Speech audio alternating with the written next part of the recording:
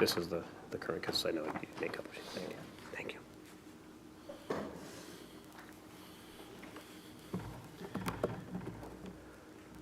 Great, thank you.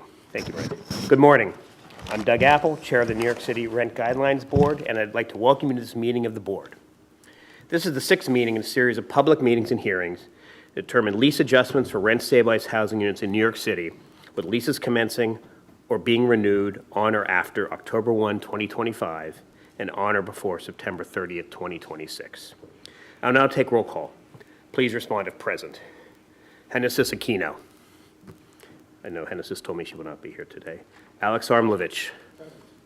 Robert Ehrlich. Present. Arpit Gupta, also not here today. Reed Jordan. Present. Alex Schwartz. Present. Christina Smith. Present. Adan Soltran. Present.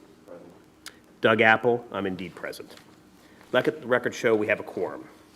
The next 4 meetings of this board will be public hearings to comment on the proposed guidelines. They will be held in person from 5 to 8 at the following dates and locations. June 5th, Jamaica Performing Arts Center. June 9th, the theater at City Tech, New York College of Technology. June 12th, Hostos Community College. And June 17th, Symphony Space. The specific addresses are on our website. Anyone who wants to comment on the proposed rule at the public hearing must sign up to speak.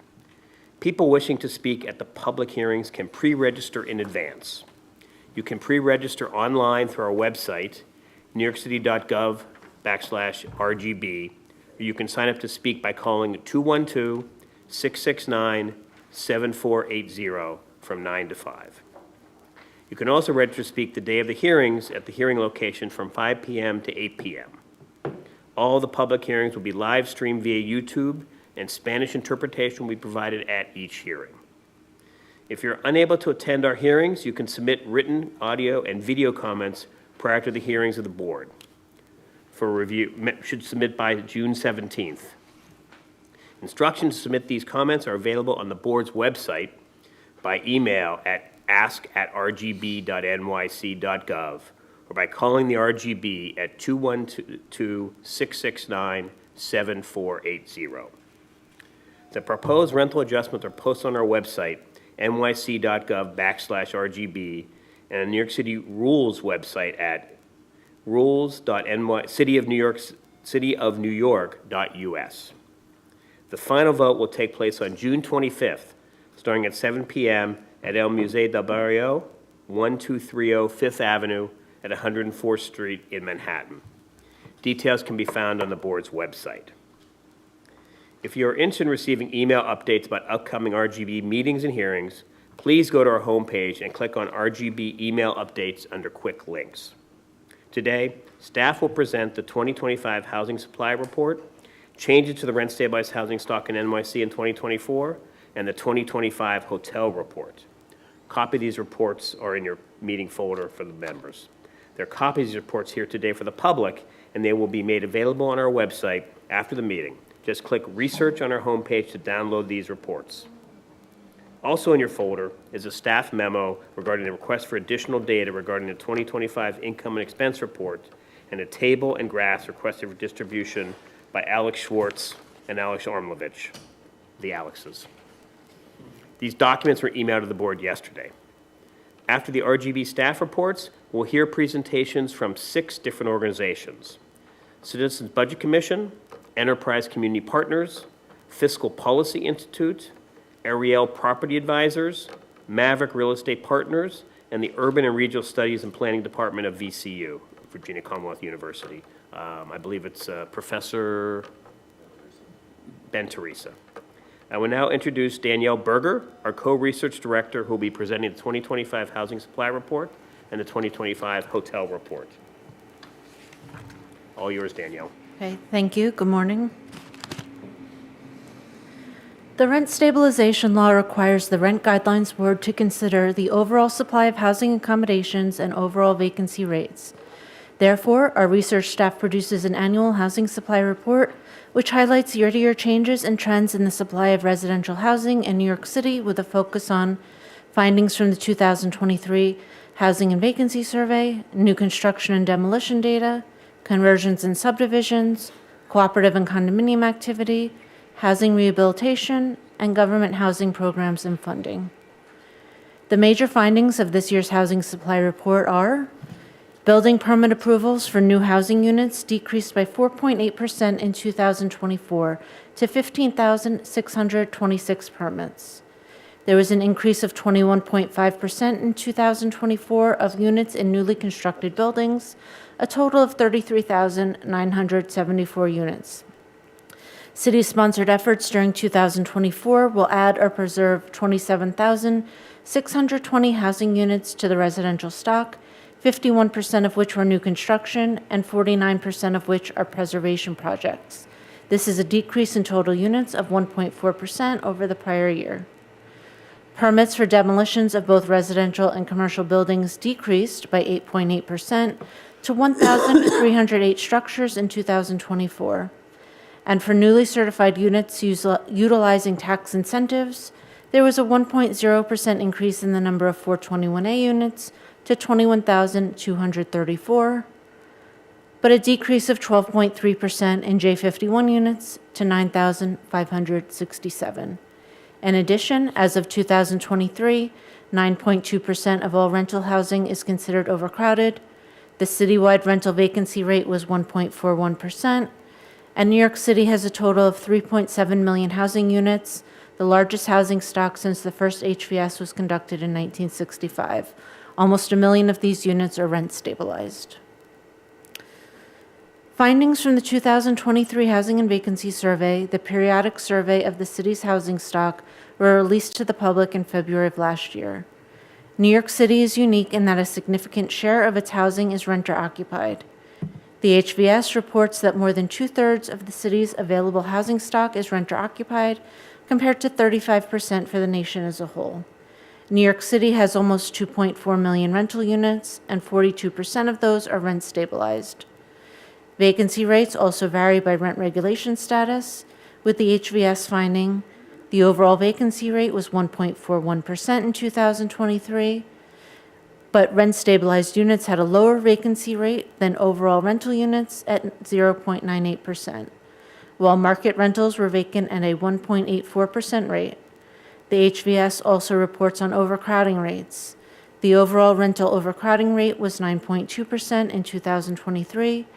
Rent-stabilized units were overcrowded at a rate of 13.1%, while market rentals were overcrowded at a 6.7% rate. As this pie chart illustrates, as of 2023, the most recent data via the HVS, about 2/3 of New York City's occupied housing stock are renter units. The largest share is private, non-regulated rentals, 48%, followed by rent-stabilized, 42%, public housing, 7%, other regulated units, 2%, and rent-controlled units, 1%. Examining the number of building permits issued annually helps to determine the amount of new housing planned each year.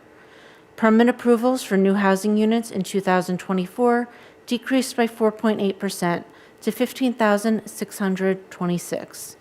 In 2024, permits fell in 3 boroughs, including the Bronx, down 35.7% to 3,125 units, Staten Island, down 23.5% to 326 units, and Queens, down 13.2% to 3,240 units. However, permits rose in Manhattan, up 13.9% to 2,347 units, and Brooklyn, up 23.4% to 6,588 units. The number of buildings newly permitted fell by 10.6% in 2024, from 894 to 799, but the average size of buildings newly permitted rose from 18.4 units in 2023 to 19.6 units in 2024, a 6.5% increase.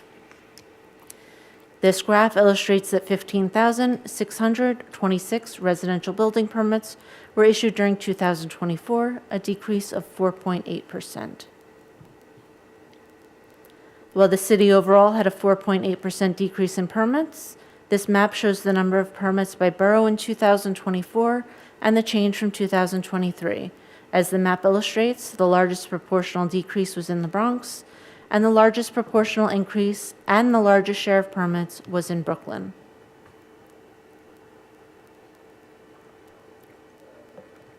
Another way of measuring the level of housing creation is to look at the number of Class A housing units actually completed in new buildings in a given year, which in 2024 increased.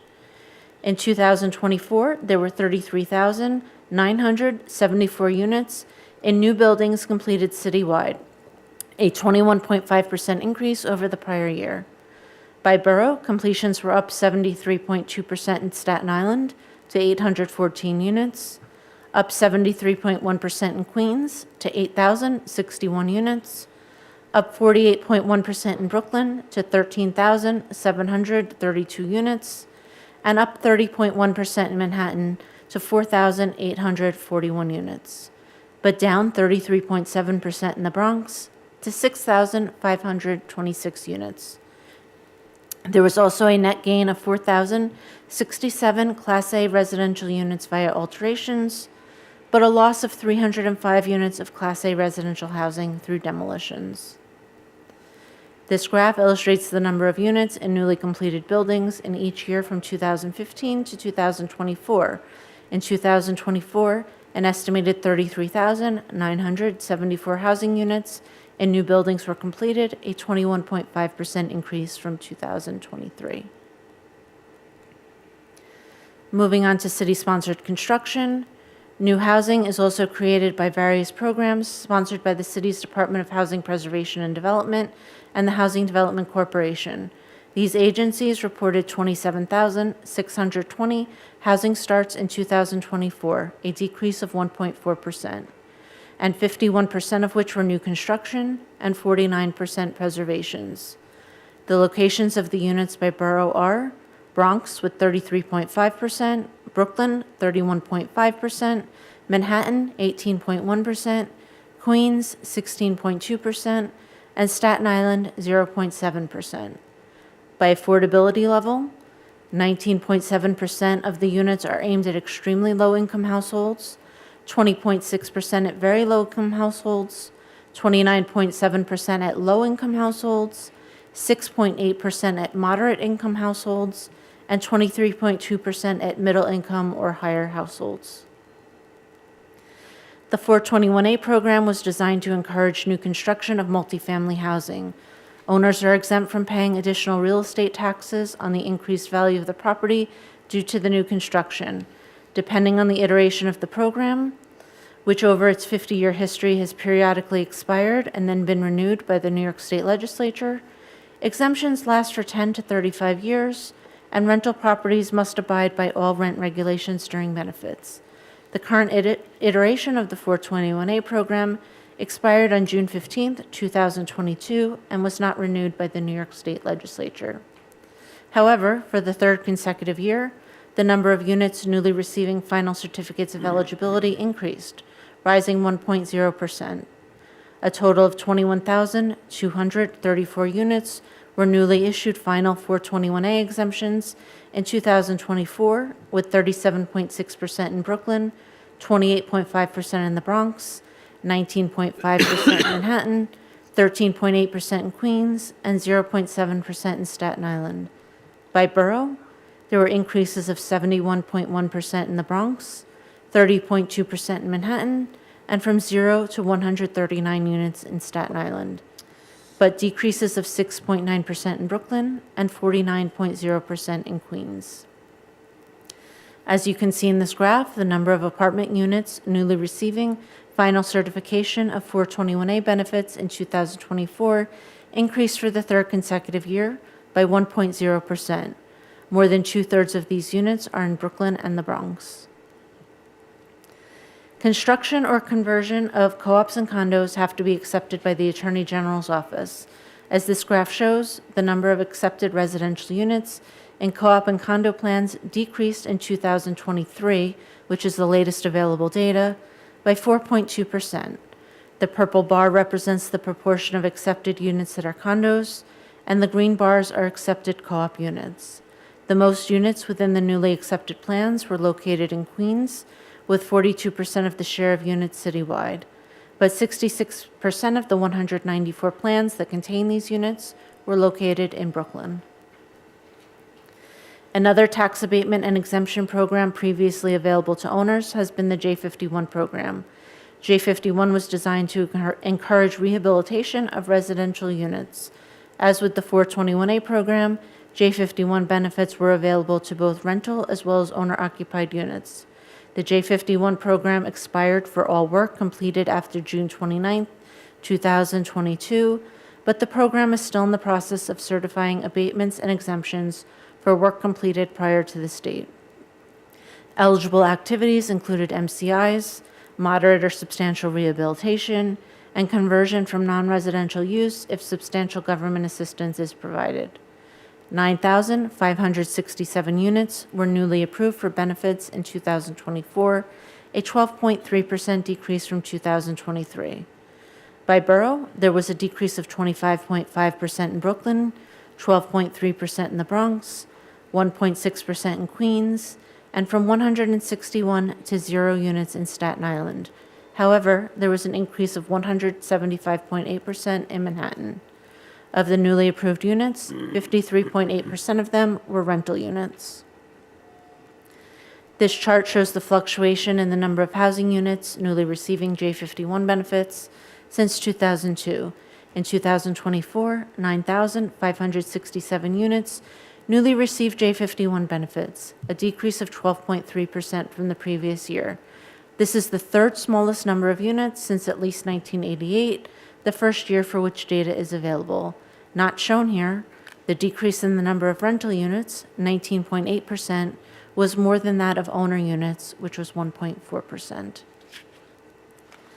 The New York City Department of Buildings tracks the number of structures applying for demolition permits each year, which decreased in 2024 by 8.8% to 1,308 residential and commercial structures.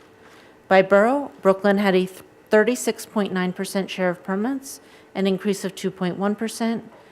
Queens had a 27.4% share of permits, a decline of 17.3%. The Bronx had a 14.1% share of permits, a decline of 14.0%. Staten Island accounted for an 11.1% share of permits, a decline of 26.4%. And Manhattan had the smallest share of demolition permits, 10.6%, an increase of 17.8%. The New York City Department of City Planning also tracks demolitions of buildings containing Class A residential units of housing. Per that agency, demolition permits for buildings containing Class A residential units of housing decreased by 29.7%, with the number of units in these buildings decreasing by 45.2% from 2023. Citywide, a total of 274 Class A buildings, with a total of 563 units of Class A housing, applied for demolition permits in 2024. So in conclusion, the number of building permits decreased in 2024 for the second consecutive year. However, units in newly completed buildings increased, and slightly more units were certified with 421A tax incentives, while less units were rehabilitated with J51 tax incentives, and slightly less starts were sponsored by the city. Demolition permits for both residential and commercial buildings decreased, and data from the 2023 HVS shows that the rental vacancy rate is 1.41%, and 9.2% of rental housing is overcrowded. In total, considering completions, alterations, and demolitions, there was a net gain of 37,736 Class A housing units and 1,062 buildings containing Class A housing units in 2024. There are an estimated 96,854 units in the housing pipeline as of December 31st, 2024. Thank you, and if you have any questions. Thank you, Danielle. Questions from board members? I think both Alexes, so. Mr. Schwartz? Thanks, Danielle. What is Class A? Is it Class A, there's a definition in an end note. It's end note 7, I think. Essentially multiple It's the MDL Multiple classification as opposed to class B.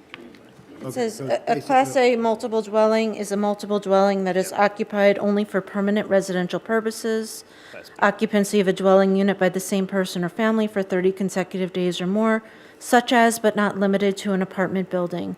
Each Class A dwelling unit or apartment must have its own kitchen or kitchenette and its own full bathroom. Thanks. So I have one, it's more of a suggestion. Is it possible to show city-funded new construction, not preservation, but just new construction, and 421A as a percent of total new construction completions? So that we get a sense of to what degree new construction would be subsidized and/or rent regulated?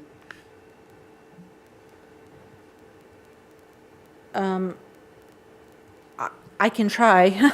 Yeah. So I It don't would be think- combining multiple Right. databases, and I can't promise that. I think HPD publishes data on on completions, I believe, of city-funded, Yes, that's the data that I'm reporting here is the HPD data. that starts, right? It starts and completions. Okay, but anyway, if we could show completions compared to the overall completions, I think would be interesting. I don't know if the 421A has completion data or not.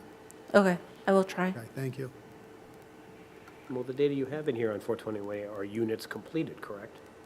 Yes, but I don't have the individual listings of the 421A buildings. I just got summary data from HPD. Right, so it's So- summary by number of units, number of buildings, and the median rent of those units? I don't have that. Brian has some information on the We have median a rent chart in and here the about changes rents. report. So you have chart on rents here, so I assume that those rents I don't have a chart on come rent. from It's maybe Brian. number three. I'm sorry, what page? Change of the rent, stabilized housing stock. Oh, I'm sorry, maybe it's a different report, right? Yeah, that's Brian's report. Yeah, so I'll save that for Brian's report. But when you want the full picture, you have to sort of look at both. Oh, yeah, I was going to say that these are some of my longtime favorite Rent Guidelines Board's reports. I've read them since I've been reading them since I was a kid, so I'm very proud to have my name on the cover. 7. Doesn't make me feel old at all. No, that's, it's for many years now. And I was wondering, the census stopped collecting the demolition data nationally. And I was wondering, do you guys collect that manually from DOT or city planning yeah. Right, so I think it was before my time. It's kind of noted in the appendix of the demolitions. I think it says the Census Bureau discontinued it in 1995. Gee. And then we were requesting it from Department of Buildings, and then maybe 4 or 5 years ago, I had to FOIL it. First, I used to just request it from a person there. Then they said you have to FOIL it.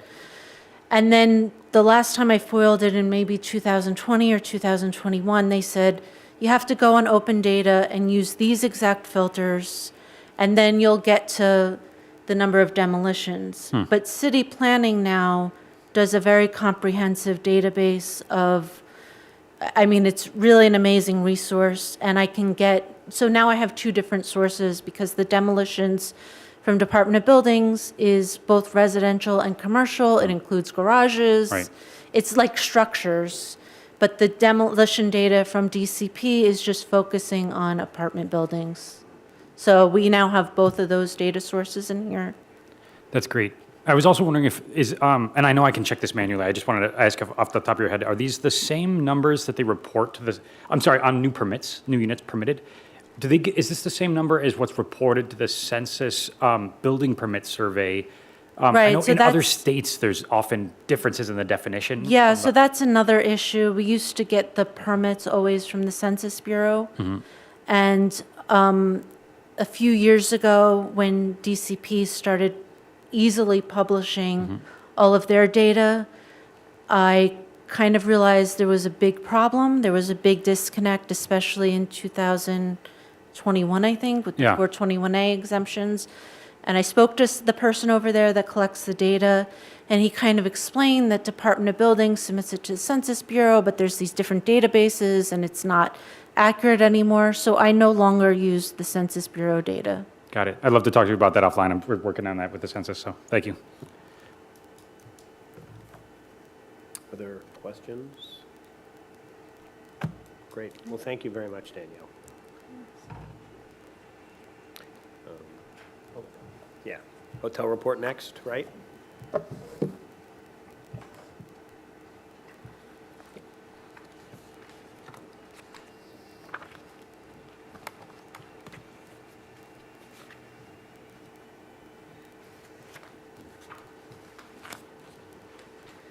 The New York City Rent Guidelines Board is charged with setting annual rent adjustments for rent-stabilized units in Class A and Class B hotels, rooming and lodging houses, and single-room occupancy buildings, all referred to generally as hotels.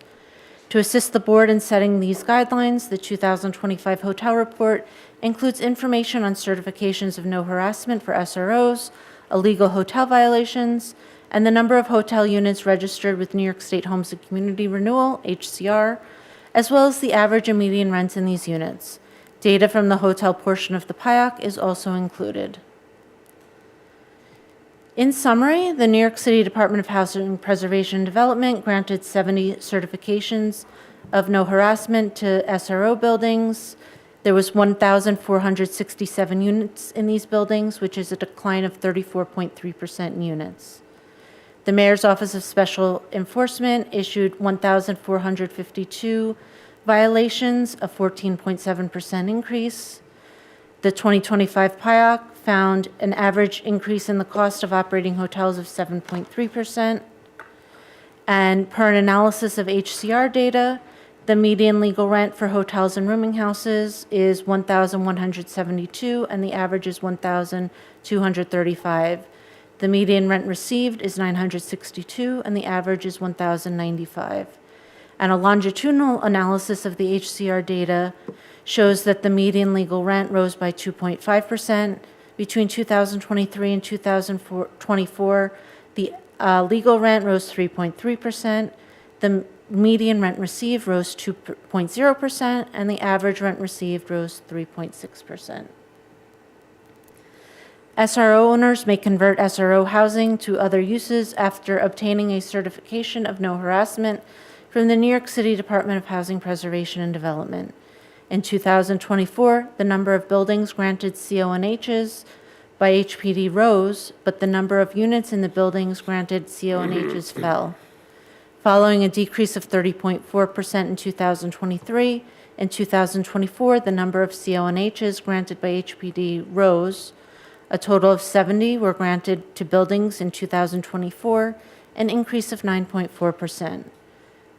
Oops, sorry. The buildings contain 1,467 units of housing, a decline of 34.3% from the 2,234 units in 2023. This graph illustrates the number of units in buildings receiving CONHs by HPD for SROs from 2017 through 2024. The number of units ranged from a high of 4,577 in 2021 to a low of 560 in 2020. As previously noted, the number of units in these buildings fell by 34.3% to 1,467 in 2024. A series of laws beginning in May of 2011 strengthened the city's ability to crack down on housing being used illegally for transient occupancy and increase the fines for doing so. In 2024, 1,452 violations were issued by the Mayor's Office of Special Enforcement, OSC, relating to the illegal short-term rental of units, including apartments, private homes, and SROs. The total number of violations rose by 14.7% from 2023. By borough, there were 593 violations in Brooklyn, which is 40.8% of the total, 493 violations in Manhattan, 30.2% of the total, 352 violations in Queens, 24.2% of the total, 49 violations in the Bronx, 3.4% of the total, and 19 violations in Staten Island, 1.3% of the total. Between May 2011 and December 2024, approximately 27,000 violations have been issued by OSC as part of its efforts to address illegal short-term rentals. This table summarizes by borough the violations issued by OSC in each year between 2017 and 2024.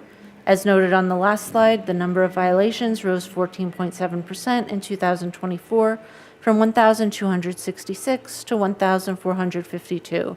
As in the case in most years, the vast majority of violations issued by OSC in 2024 were substantive, a total of 1,389 violations, or 95.7% of all violations. This slide presents data from the hotel portion of the 2025 POIC report.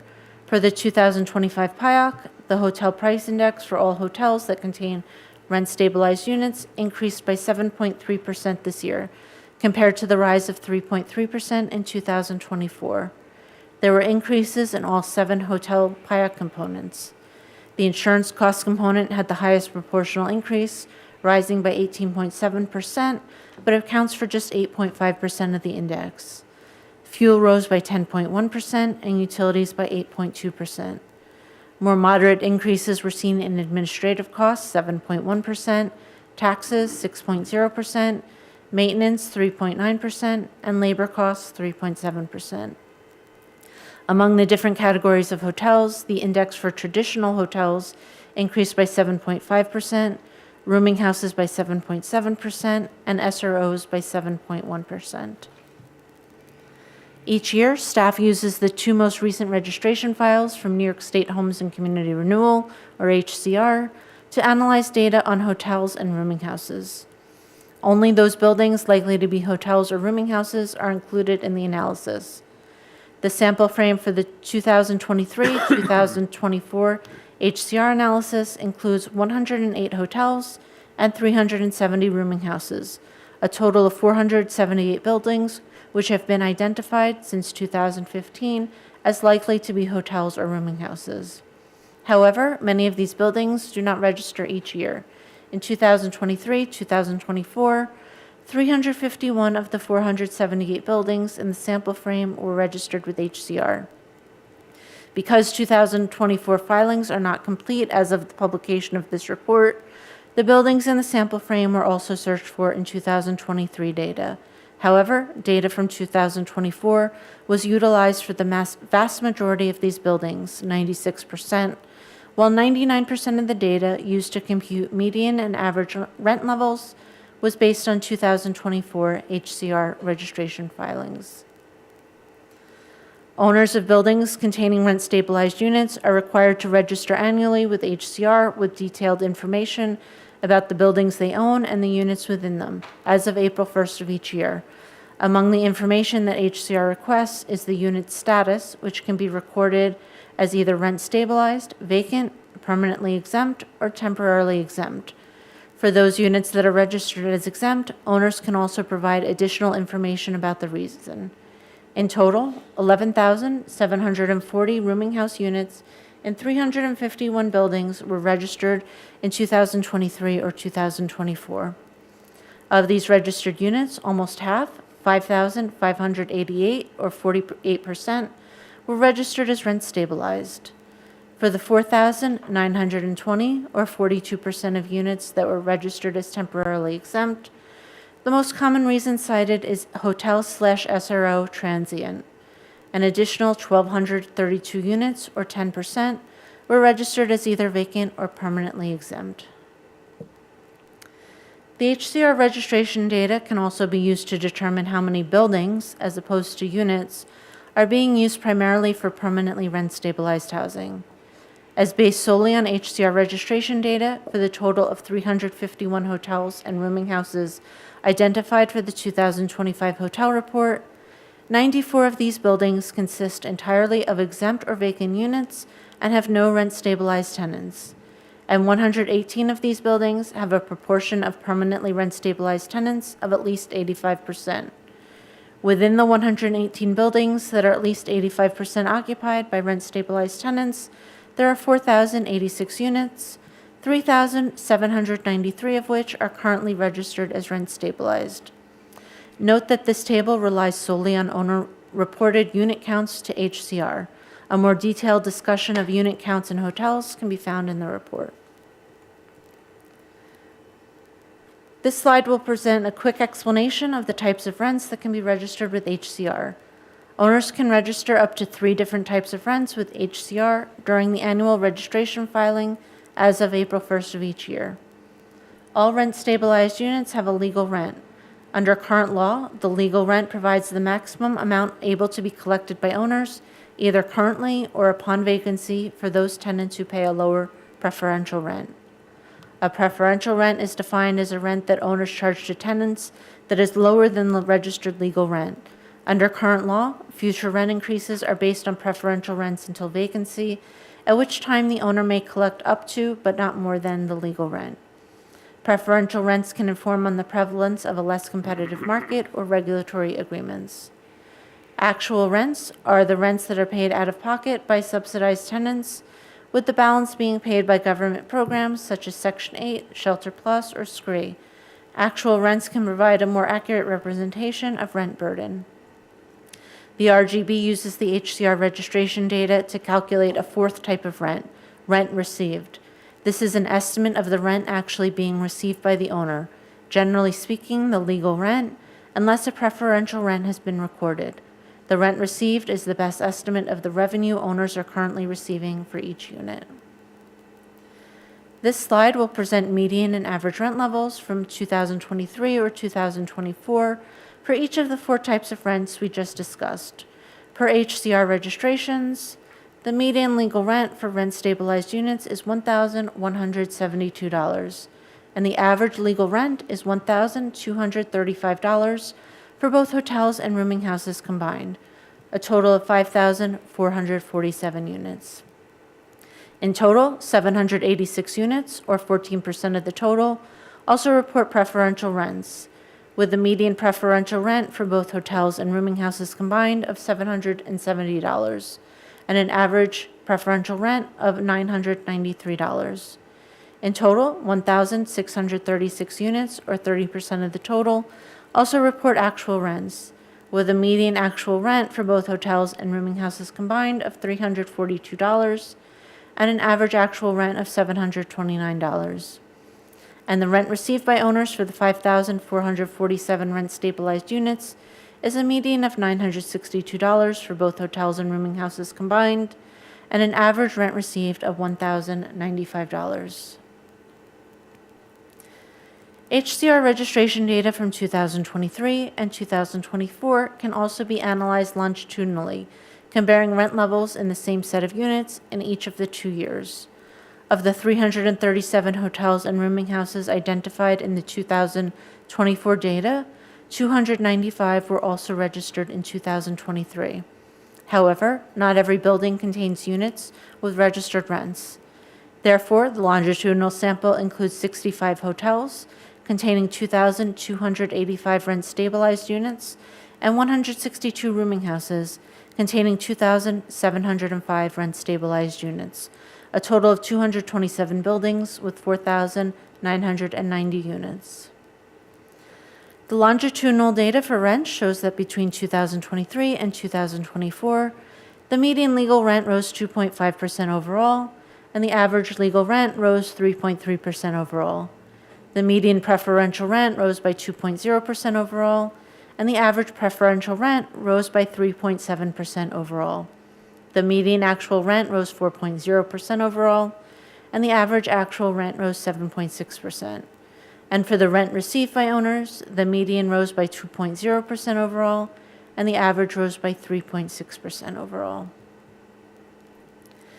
As can be seen on the previous slide, for all categories of rents, the median and average rents increased over the past year. An examination of individual records in the longitudinal sample shows that some owners increased legal rents, even though rent increases for hotels and rooming houses were not granted by the RGB during this time frame. In total, 68% of units in the longitudinal sample had no rent increase in legal rent, while 6% of units had a rent decrease and 26% had a rent increase. Among the 1,298 units that registered a legal rent increase, which is 26% of all units, 54% increased rent by either exactly 2.75%, 3.0%, 3.25%, or 5.0%. These increases coincide with 1- and 2-year lease increases granted to rent-stabilized apartments under either Order Number 54 or Order Number 55. Each of these orders overlap with the timeframes in the HCR registration data, which records rents at the static point of April 1st in each year. It is not possible to determine if the increases were taken illegally or if the unit is registered incorrectly. Thank you, and if you have any questions. Thank you, Danielle. Questions on the hotel report? Okay. I Thank guess you. none, so thank you. So now, I guess, Brian, you're up at the plate. You'll do the changes report?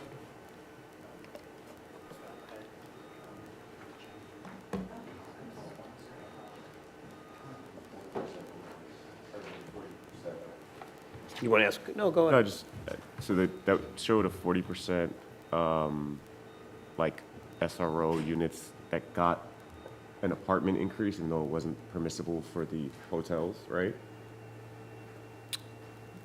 It was either misregistered, which was. Right, it was Maybe 26% registered that the legal rent had gone up. Right, but they showed that 68% or 60-something percent. Got no Got increase. no increase. Right, in the So legal then- rent, right. Right. Some decreased, I think 6% actually Right. decreased. So you're looking at still like 35 or whatever percent, 30%. Right, and it was roughly 1,100 units, I think. Right. I'm that. just wondering if there's something else the board can do when it's issuing its final decisions to further clarify because if it is a innocent sort of mistake that some owners are increasing SRO rents to mimic the apartment increases or adjustments, I should say, maybe there's additional guidance that the board can say to more explicitly ensure that there are no registrations, perhaps? Just a thought. Yeah, no, that's a reasonable thought. I guess we distinguish in our rule the hotels versus apartments versus, right? So there is a distinction, but you're right, some people maybe not. Yeah, taking there's advantage. two separate orders. Yeah, And the units, and we're very specific of the 5 different classes of hotel units that are in there. So, yeah, I mean, we could certainly Probably think about a way to do more it. of an enforcement issue is really the. No, real issue. it absolutely is. Right. And so like HCR's enforcement, like TPU, Right. like, we understand that. I'm just thinking like, But it's not necessarily that they're doing something they're not supposed to do. Right. People register rooming houses that are apartments. There could be a regulatory agreement with HPD. you have to speak on the mic. Yeah. We're doing this in the dark, I feel like. They could be registering incorrectly as a rooming house, although I do try to check each record to see if it is a rooming house or not. There could be a regulatory agreement with HPD that it's being used for supportive housing and they're allowed to take our increases. It's really hard to tell. I'm sure there are some people who are taking it illegally. It's just really hard to tell from this data what's legal and what's illegal. absolutely, and I can appreciate that. I'm just thinking from an advocacy standpoint, right? I think it would further help somebody who is in a situation where they're in an SRO or a Class B dwelling and they wound up getting illegal increases in terms of enforcing their rights. Right, makes sense. Okay. Good Right. morning.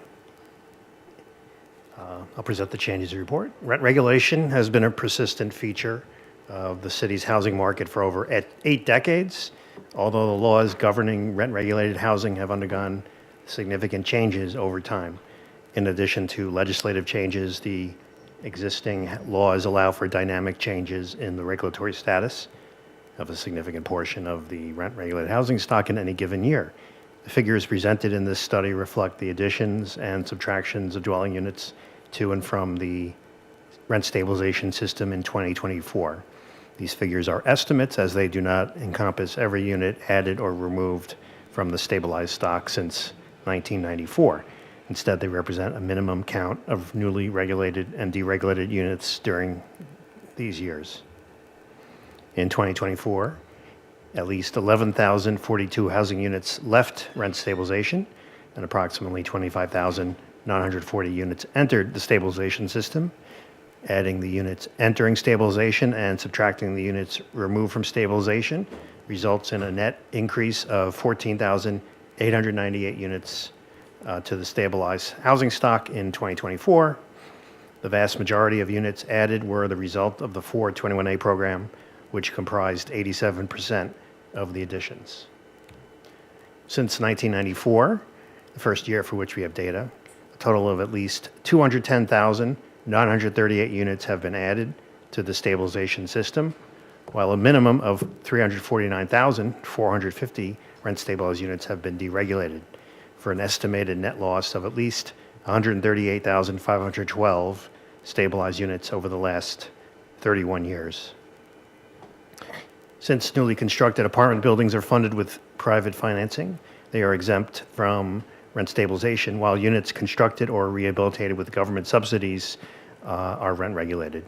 Programs and events that lead to the addition of stabilized units include the following: the Section 421A program, the J51 property tax exemption and abatement program, Articles 11 and 14 and 15 of the Private Housing Finance Law, Mitchell-Lama buyouts, lofts converted to rent-stabilized units, rent-controlled apartments converting to rent stabilization, as well as other additions funded with government subsidies.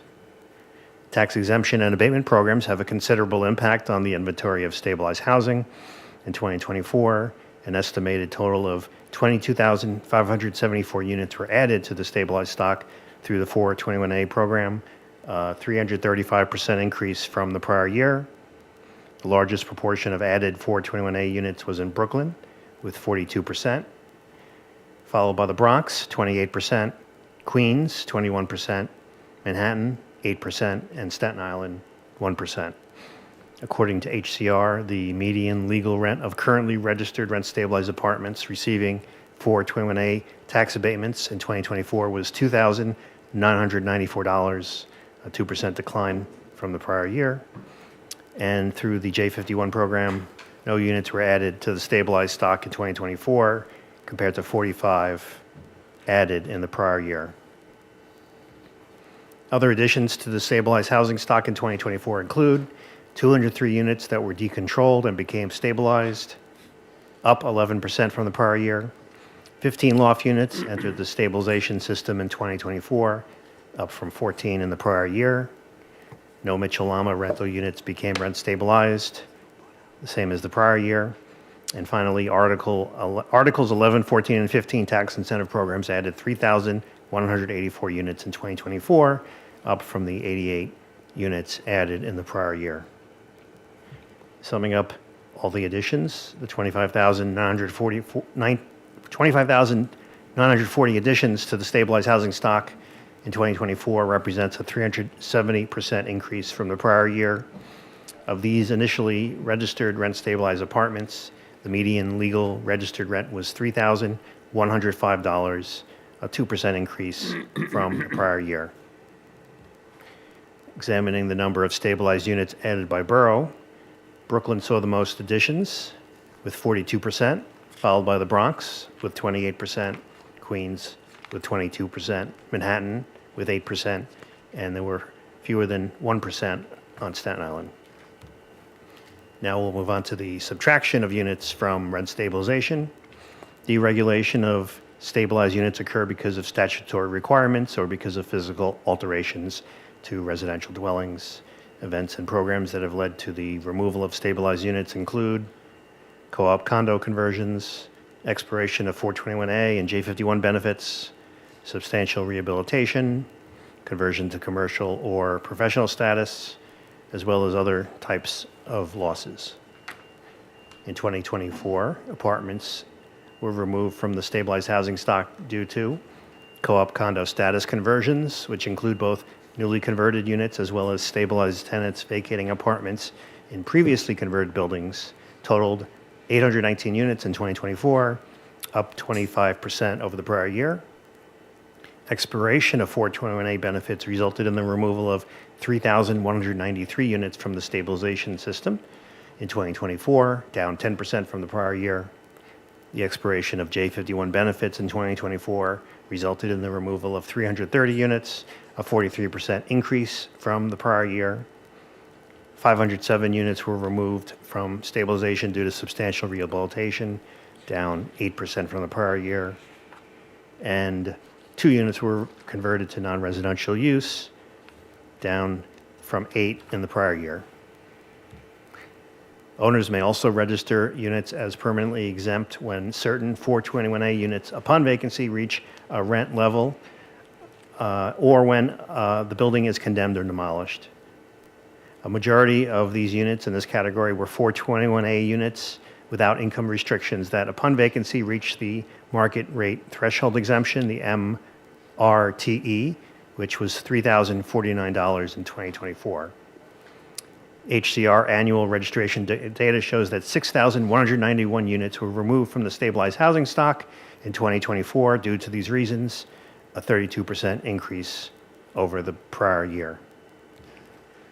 Summing up the subtractions, at least 11,042 units left stabilization in 2024, a 14% increase from the prior year. Manhattan saw the largest proportion of subtractions with 44%. The second largest loss was in Brooklyn with 33%, followed by Queens, 15%, and the Bronx, 8%, and Staten Island also lost 3 units. This table, which is also in the report, shows the total number of additions and subtractions from all the programs in 2024. It includes the 25,940 additions to the stabilized stock, as well as the 11,042 units removed from rent stabilization. The difference between the two results in an estimated net increase of 14,898 units to the stabilized housing stock last year. And this graph shows the estimated annual change in the total number of rent-stabilized units since 2003, when the RGB first examined this data on an annual basis. While this most recent year saw a net increase of 14,898 units, cumulatively since 2003, there has been a net decrease of at least 95,536 rent-stabilized units over the last 22 years. Thank you. I will now take any questions you may have. Turn on the lights, maybe. Flip the lights. I feel like we work better in the bright light of day. Thank you, Brian. Questions? Alex? Thanks, Brian. So the substantial rehabilitation, that basically refers to when you combine 2 or more units in a rent-stabilized building? Oh, no, I don't think you could do that anymore. I think it's just if the building is substantially rehabilitated based on... The building is totally... Yeah, DHCR standards. Okay. Also, for 421A, all units in a 421A are, regardless of the rent level, are rent stabilized? Is that correct? Well, under the more recent 421A program, 421A 16, they call it, the units, like the other figure of subtractions was primarily due to units that reach a rent threshold of about $3,000 upon vacancy. So those can be deregulated Right. prior to the expiration of the benefits. Right. But when the building has the rent exemption initially, is it all the units in the building that are rent? No, just the ones. Just the 421A units, which are designated. For Your affordable, 30%, being depending affordable, on the okay. version of the program you pick. So a 100-unit building, there'll be, call it 20 units Okay, potentially. that's what I want to clarify, thanks. The Can I 80-20 follow up on building. that and going into the weeds a little bit? Because this is a thing that I've never quite. So in the 421A statute 16, there's language about, you mentioned in the other subtraction category, are mostly units that hit a threshold of rent Right. vacancy. Yeah, the DHCR last year promised to be able to break it out specifically, but unfortunately, they didn't do it this year. But they And set they'd up, never be able to do it. they said they actually ask it on the registration form, which they Oh. used to not do. Okay. So theoretically, they should be able to do it. But let me just follow that up, Brian, and sort of bear with me. So that threshold, as you said, is roughly $3,000, give or take. Many of the units that are coming online under the 16 version of the program, the rents are set roughly at that range anyways, because of the way the income tiering works. Like I said, Right. this is in the weeds. Yeah, that, we report that the So- the median rent of initially registered units is $3,100. Which is, so the 22,574 additions are true additions as of this year. The individuals moving in there or when income qualified, the rent is the rent. But any unit that that person will move out of would then be deregulated under, because it's under that program. Yeah, as long as, So, I think it has to depend on. well, when they move out, because the tenancy will continue as long as they want to stay. But if they move out in 5 years, that unit will be deregulated. Those are, Right. yep, Right, and I think much of that gets fixed in the new 485X, right? XZW. But, I think I think there is a qualification that I think only the apartments without income restrictions can be deregulated, based on the threshold. oh, because many of those units that are 421 have an income restriction. Right, I think those are not subject to that according to what I found. Keep going. Others, just, if that was a question. Go ahead, there's a question. This- Another 421A methodology question. So this is when the units are permitted, when the certificate of occupancy is issued, when is it registered as, like, added in this report? It's when they register it with the HCR, which it's based on annual registration data, so it's through, as of April 1st each year. So if they register it after that, it would be in the following year's data. Thank you. I think they're trying to figure it out. They thought it through. I'm convinced it's. I'm sorry, I had one more question. Go on. I thought, was there a change either in law or rulemaking on sub-rehab?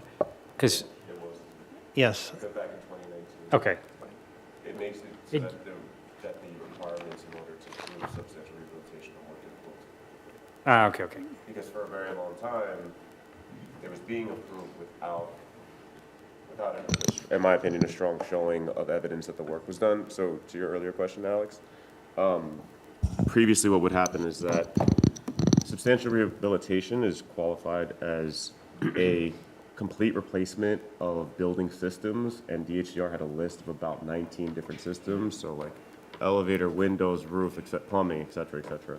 And so an owner had to replace, as completely new, 75% of the building systems on that list. And then they had to provide, invoices and affidavits and photos and things like that, but it was pretty vague.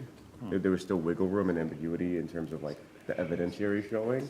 And so in order to sort of hold folks trying to take advantage of this area of the law more accountable, it was strengthened in 2019. Because once you apply for a sub-rehab and it's actually given, the whole building is deregulated in perpetuity.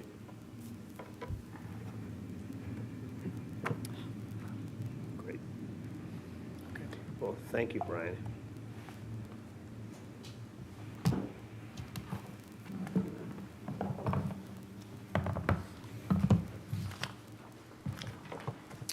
Okay. I think we have a number of guest speakers. Where's the, thank you. Sorry. Well, so we're just a few minutes behind, but catching up. We have from the Citizens Budget Commission, Sean. How are you? Come on up. Sean Campion, and Sean, your title is Director of Housing Policy? Yes. Right. Welcome. Housing and Economic. Housing and Economic. Welcome.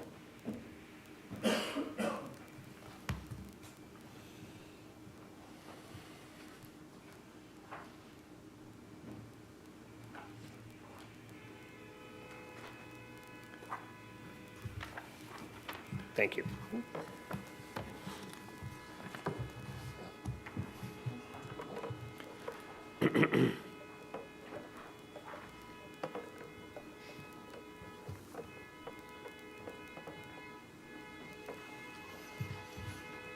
Please proceed.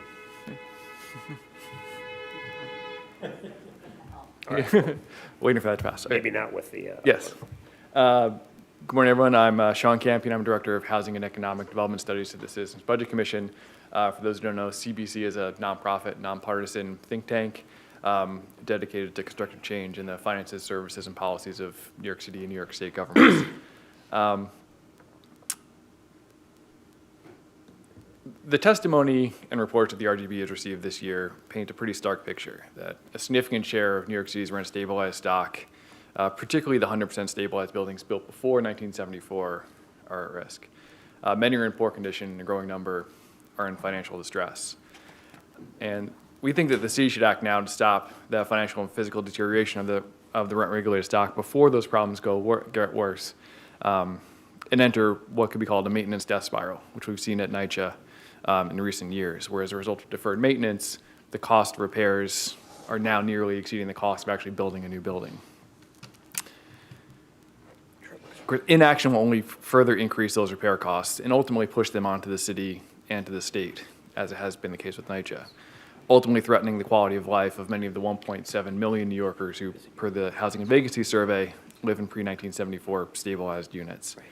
And of course, it's important to foreground that this is not solely the Rent Guidelines Board problems to fix, but the RGB plays a significant role both by approving rent increases that balance the interests of tenants and landlords, but also by improving the public's understanding of the condition and the state of rent-regulated housing in the city. And to that end, we have two suggestions for how the RGB could improve the condition of rent-stabilized housing. First would be by approving rent increases that at a minimum keep pace with inflation. And second, to augment its reporting with more information on both the physical and the financial well-being of the city's stabilized housing stock. And the testimony that we have today offers some suggestions for how to do that. So first, just to foreground the building condition, I'm not going to fully read from the testimony, but I just want to give some highlights. CBC has long been concerned about the condition of the city's rent-regulated housing stock. We warned even before the passage of HSTPA in 2019 that the city's housing stock was old, aging, and in worse condition than other privately owned housing in the city. And unfortunately, since then, it's gotten worse. The 2023 HVS, according to our analysis, shows that the pre-74 stabilized stock remains in the worst condition of all privately owned housing in the city. Based on our analysis, the HVS shows that there's an average of 1.76 maintenance deficiencies, things like heating outages, rodent infestations, cracks, peeling paint, per pre-74 stabilized unit. That's 75% more than the post-73 stabilized stock. That's 79% more than market rate rental units. And public housing still remains in the worst condition of any housing in the city, but the gap between the pre-74 units and NYCHA public housing is also narrowing over time. Those conditions are partly caused by city and state policy choices. Sub-inflation rent increases approved by previous rent guidelines boards have contributed to declining NOI. Our analysis of the RGB's income and expense report data show that the average NOI of pre-74 buildings fell 9% in nominal terms between 2020 and 23.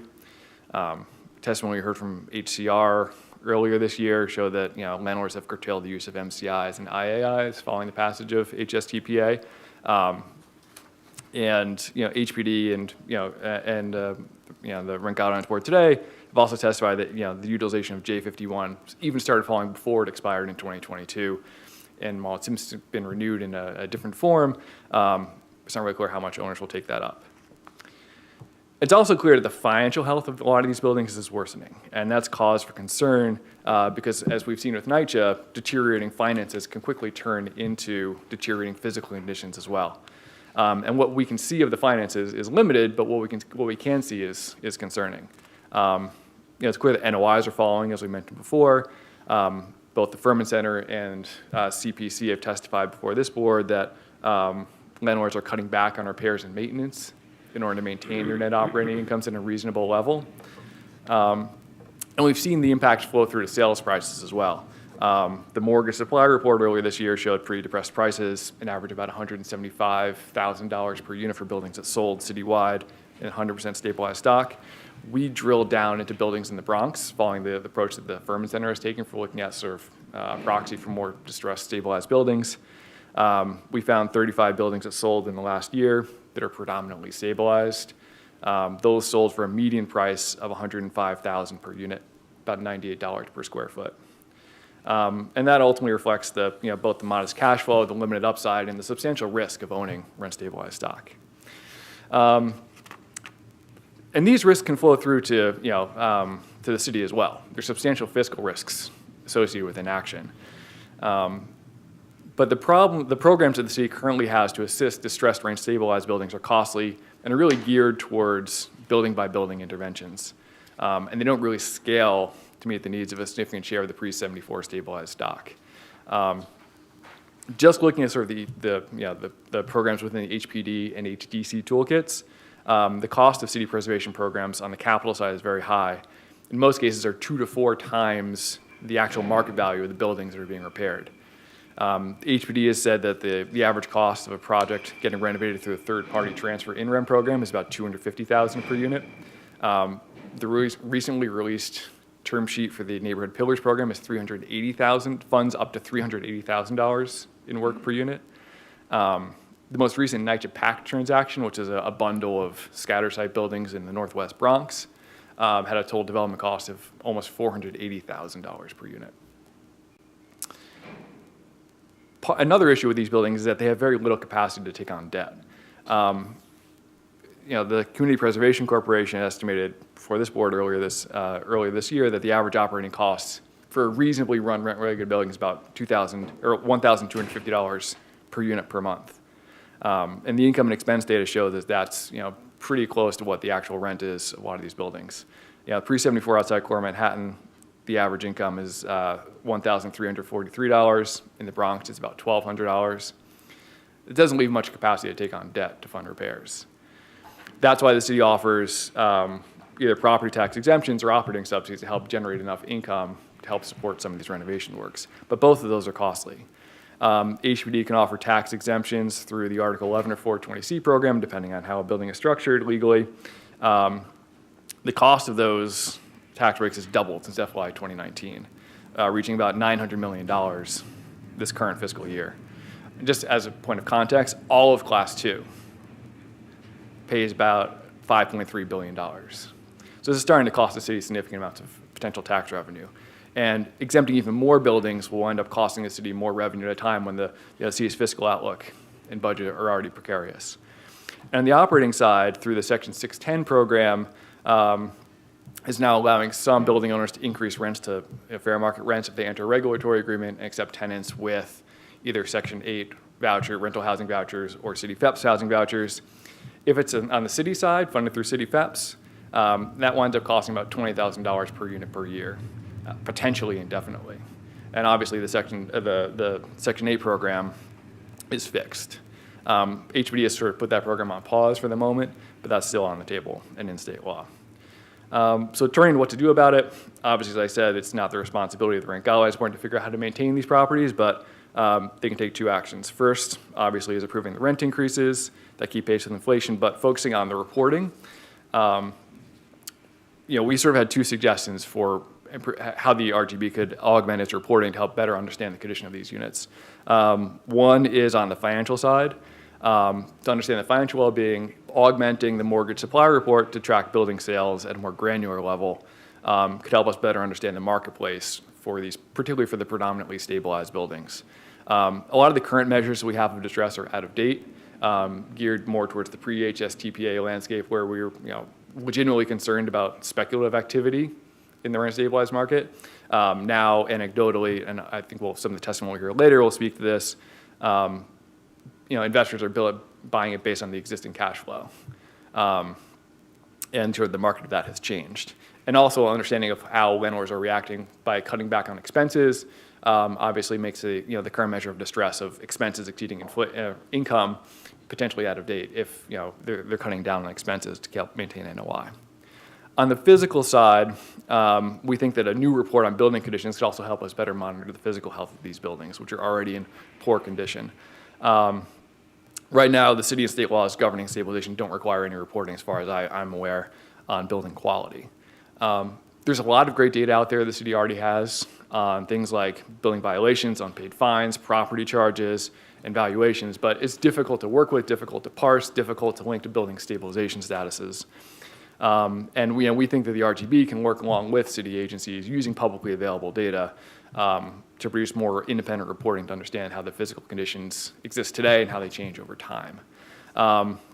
Several suggestions we had, again, as we're doing now, breaking this out by location, by building age, by share stabilized, looking at number of code violations in rent-regulated buildings, looking at fee, fine, and tax payments, particularly unpaid fee, fine, and tax payments, how they're changing over time. The number of properties that might be eligible for HPD's alternative enforcement program, for the lien sale, for the third-party transfer program if it actually comes back, as measures of distress coming down the pipeline.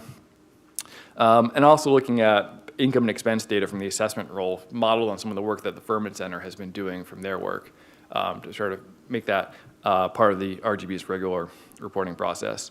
And finally, as a plug for data too, if we can work with the Department of Finance and Homes and Community Renewal to actually put out building level files, individual buildings with the number of apartments and the number of rent regulated apartments, so we can actually sort of the public can do some of this more analysis themselves without having to scrape individual tax bills to get this information. And with that, thank you for the opportunity to testify. I look forward to answering any questions you may have. Thank you, Sean. Questions?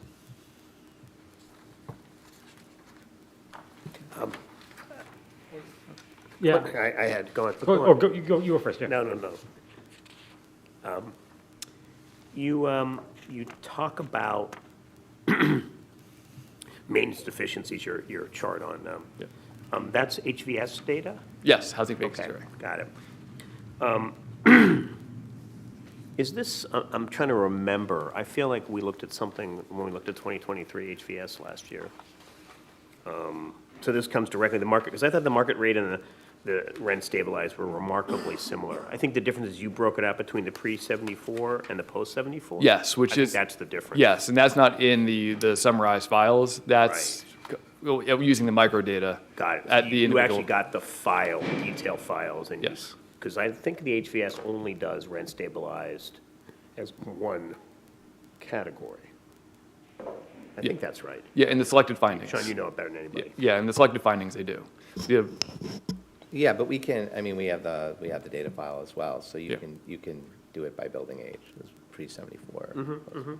But this does it actually for us, so that's great, thank you. And you're saying since 2017, 30% or more growth in, and this is all maintenance deficiencies, right? Yeah, so they report, in this variable has 7 different metrics Right, that they reported as consistent over time. got it. Okay, great. Thank you. Other questions? Go, Alex. Yeah, Sean, so in terms of the cost for recapitalizing the units, that's for like the condition that the buildings are in by the time they're going into, going in REM? Yes. Yeah, and to be fair, clear that these are generally buildings that are in the worst condition, the worst physical, financial distress. But this is sort of indicative of when you get to the point, if you allow the building to get to the point of significant physical deterioration, significant financial deterioration, this is what it's going to cost to repair. And there may be interventions, hopefully before you get to that point, where you don't have to spend as much to address some of the deferred maintenance before it catalyzes the issue. Like, for example, the city recently, retook one building that was in the news. They had fines, just fines alone, with accumulated interest that exceeded the entire market value of the building, according to DOF. So it's these buildings get into a significant hole where it's uneconomical to repair, uneconomical to pay the fines, and then it falls onto the city to make the repairs.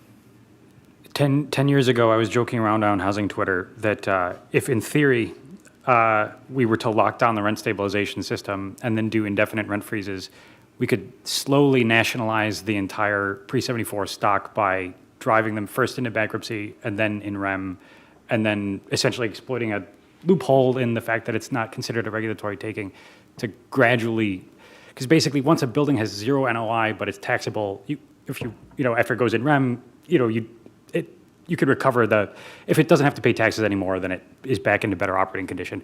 But I was joking around about that at the time. Obviously, I think, in 2019, the plan began into motion, but, in other words, to be able to rerun the Koch in REM program, to do a couple 100,000 units of income restricted through, at that time it was through low market rents. This case would be a regulatory taking, but, so is the problem with that idea basically that by the time it goes in REM, you accumulate so much capitalized maintenance cost that it ends up not being cost effective? Yeah, I mean, that's one risk. The other risk is taking it off the property tax rolls. Right. Either proactively by offering it like an Article 11 exemption, which I believe is 40 years, or de facto by taking it and having it be publicly owned. Right. So the city is paying for it either upfront through subsidies or loans, or on the back end through tax exemptions, or increasingly both. Got it. Yeah. Great, thank you. Alex? Yeah, I was struck by your comment that NOI has been falling consistently for predominantly stabilized buildings. And I took a look at the 2025 and 2024 income and expense studies. And the most recent one, which covers 2022 to 23, shows a pretty considerable improvement over the previous year across the boroughs. The Bronx, NOI was basically flat compared to dropping by double digits the previous year. So I was just curious how you determined that NOI has been dropping, overall. I think year to year is some fluctuation. Yes, I think it fell from 2020 to 2022 and rebounded a little bit from 22 to 23, but it's still below the 2020 level. And part of that, I think it's hard to unpack just with the sort of the net change. Part of it obviously is improvement in rent collection. As I think the 2023 reflects some of the ERAP money starting to come in. Rent collections have gone up as well. So there was part of that was a collection losses and rebounds. So that's one issue. But the other issue that was raised by Mark Willis, was that some of that too is if landlords are cutting back on expenses, that obviously would show that net NOI is improving, even though they're sort of potentially, if it's at the expense of maintenance and repairs, they could be accumulating deferred maintenance that obviously is weighs on the balance sheet of the building, even if on paper the NOI is improving. So it's hard to disentangle how much of this is stronger collections versus weakening expenses or both. And obviously every building is different. So it's sort of, but on taken all together, it's still below where it was by my math in 2020. Sean, thank you for this, I think, really helpful synthesis of a lot that we've been presented with. I want to ask you a little more about, this point specifically about property tax exemptions and the impact on the city's budget. I believe CBC has, looked at the property tax system holistically and, well aware of the inequities in the system. So I take some concern with presenting this information, without a more holistic picture and rationalization of the property tax system. And my understanding is that 421A, exists in many ways because of the, higher taxes on Class 2 rental buildings, right? And so, if we talk a little bit more about, if we have a more rationalized system where, homeowners, condo owners, co-op owners are paying a higher share, what would then be the situation and the context, facing this board, right? Yes. Yeah, I mean, it's an excellent point. Property taxes represent, depending on the building, 20 to 25% of their net income. The effective tax rate on existing, the multifamily stock, particularly the non-421A buildings, is both very high and significantly higher than home ownership units within Class 2 and 1 to 3 family homes in Class 1. So the city shifts a disproportionate amount of the property tax base onto multifamily and other commercial properties as well. Part of that is a policy choice that, to encourage and incentivize home ownership.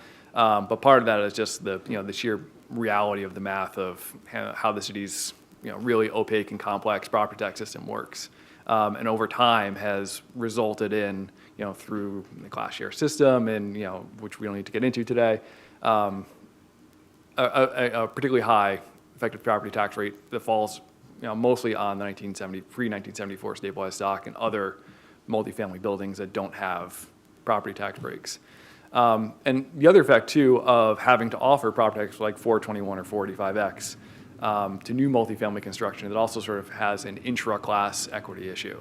Whereas, the fault of the property tax system, we need a new incentive for new construction. New construction wouldn't happen without it. But that also means that, by exempting new construction for now potentially up to 35 or 40 years under 45X, that also is one of the reasons why it shifts more of the burden onto the older multifamily stock. The solution isn't to give everyone a property tax exemption, because then, obviously that's, not everyone can benefit from it. It's, particularly for the preservation projects, it's a lot of work to work with the city. It's discretionary to get it. Not everyone can benefit from it, and then it just winds up shifting the burden elsewhere into something else. So it doesn't solve the problem. It's just a Band-Aid on a broken system. That said, comprehensive property tax reform is obviously fiendishly politically difficult, which is why it's never happened, despite everyone's interest in actually doing it, because there will be a lot of winners and losers. And some of the city's analysis that they've done as part of the ongoing litigation over the system shows that even if they were to reduce the tax rate, reducing the tax rate would actually benefit Class 2 disproportionately more than Class 1, which is a potential solution. But then that winds up increasing taxes on Class 1. So obviously, if there's going to be a winner somewhere, there has to be a loser somewhere else, just to maintain neutrality. But as you say, the original point is, if you're paying 30% of your income in property taxes, it's a big lever to pull to increase income, but also a big drain on the building as well. Great. I want to thank you for your testimony. Thank you for your testimony, Sean. Thank you. Next up, we're going to have Enterprise Community Partners. Tanya Garrido, I believe, is here to testify. Thank you. Come on up, Tanya. I was just asking where my slides Start with the projector, Danielle. Oh, we need to, you have some slides to show? Great. are. Yeah, I have some Thank you. slides. Thank you. Thank you. Are they? Yes. Thank you very much. And too much coffee. And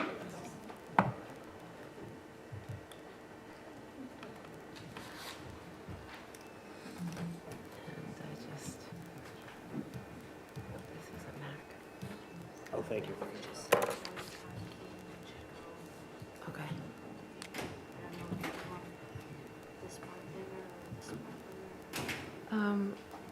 But I can just use the slides. I can just have the slides up. I have them here in front of me. Thank you.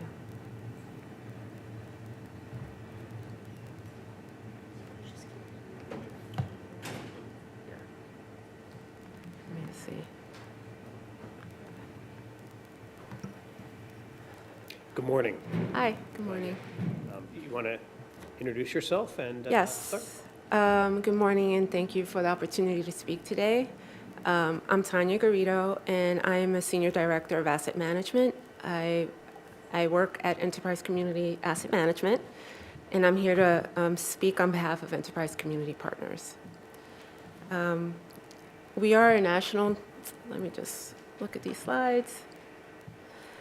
We are a national nonprofit dedicated to increasing the supply of affordable housing and strengthening communities.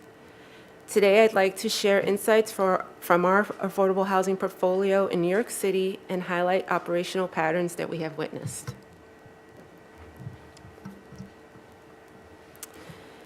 Enterprise operates with a deeply integrated model, combining capital investment, policy advocacy, and local expertise.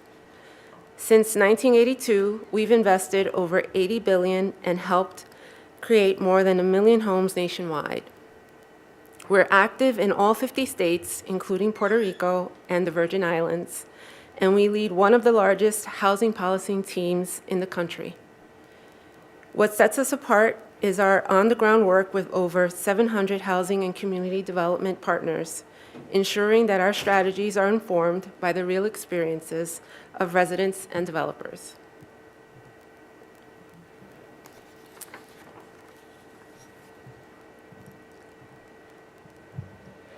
Enterprise currently has 160 projects in New York City, representing nearly 15,000 units across the 5 boroughs. Another 50 projects are located throughout the rest of New York State. We have a diverse typology of affordable projects in New York City, from substantial rehab to moderate rehab, historic rehab, and new construction. Our developments are created and operated by both nonprofit and for-profit developers, with nearly 70% of our New York City partners being mission-driven nonprofits. This makes our portfolio deeply aligned with community goals.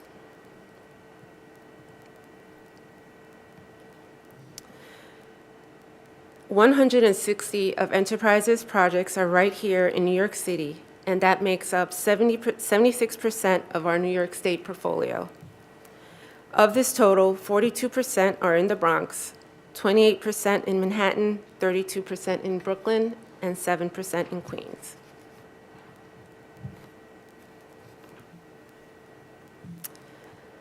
Now, let's talk about the bottom line and the challenges. Over the last 10 years, operating expenses in our New York City portfolio has risen by about 40%.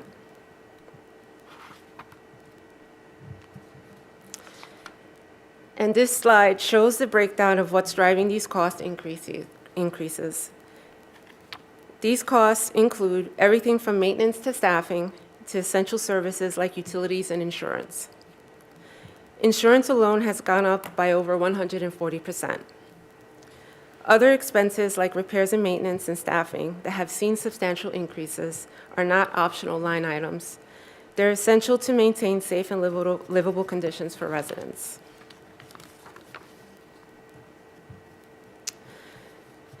This slide shows that since 2013, cash flow for the New York portfolio has grown negative, with close to 60% of the portfolio with negative cash flow as of 2023, compared to 20% in 2019 and 27% in 2013.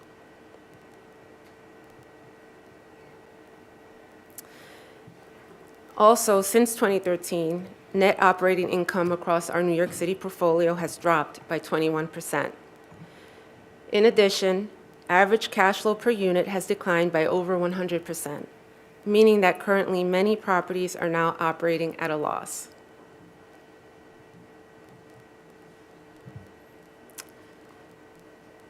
Economic occupancy. Economic occupancy is a key part of this picture.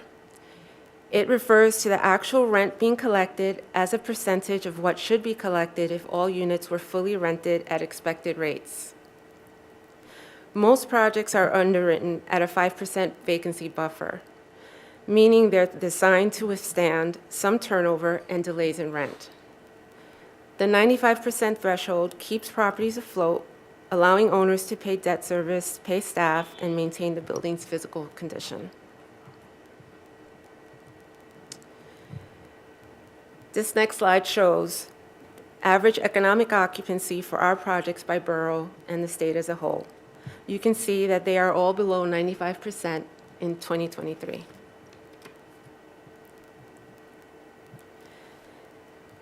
Since 2013, our portfolio has seen nearly a 4% drop in economic occupancy. That may sound small, but for affordable housing projects that already operate on tight margins, that's a major hit to revenue. This shortfall directly impacts on our property's ability to service debt, make repair, and cover rising costs.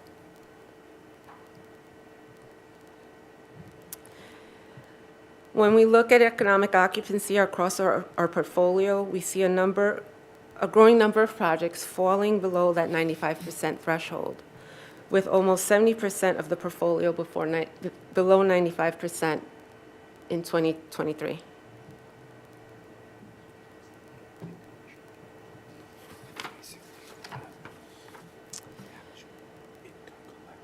And finally, let's focus on one of the most alarming trends, which is insurance, the rise in insurance costs.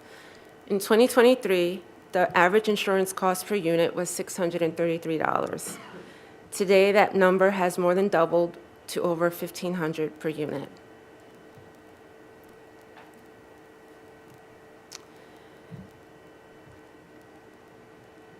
Insurance pressures are felt citywide, but particularly in places like the Bronx, where many of our projects are located, and it also sustains the highest average increase in insurance costs.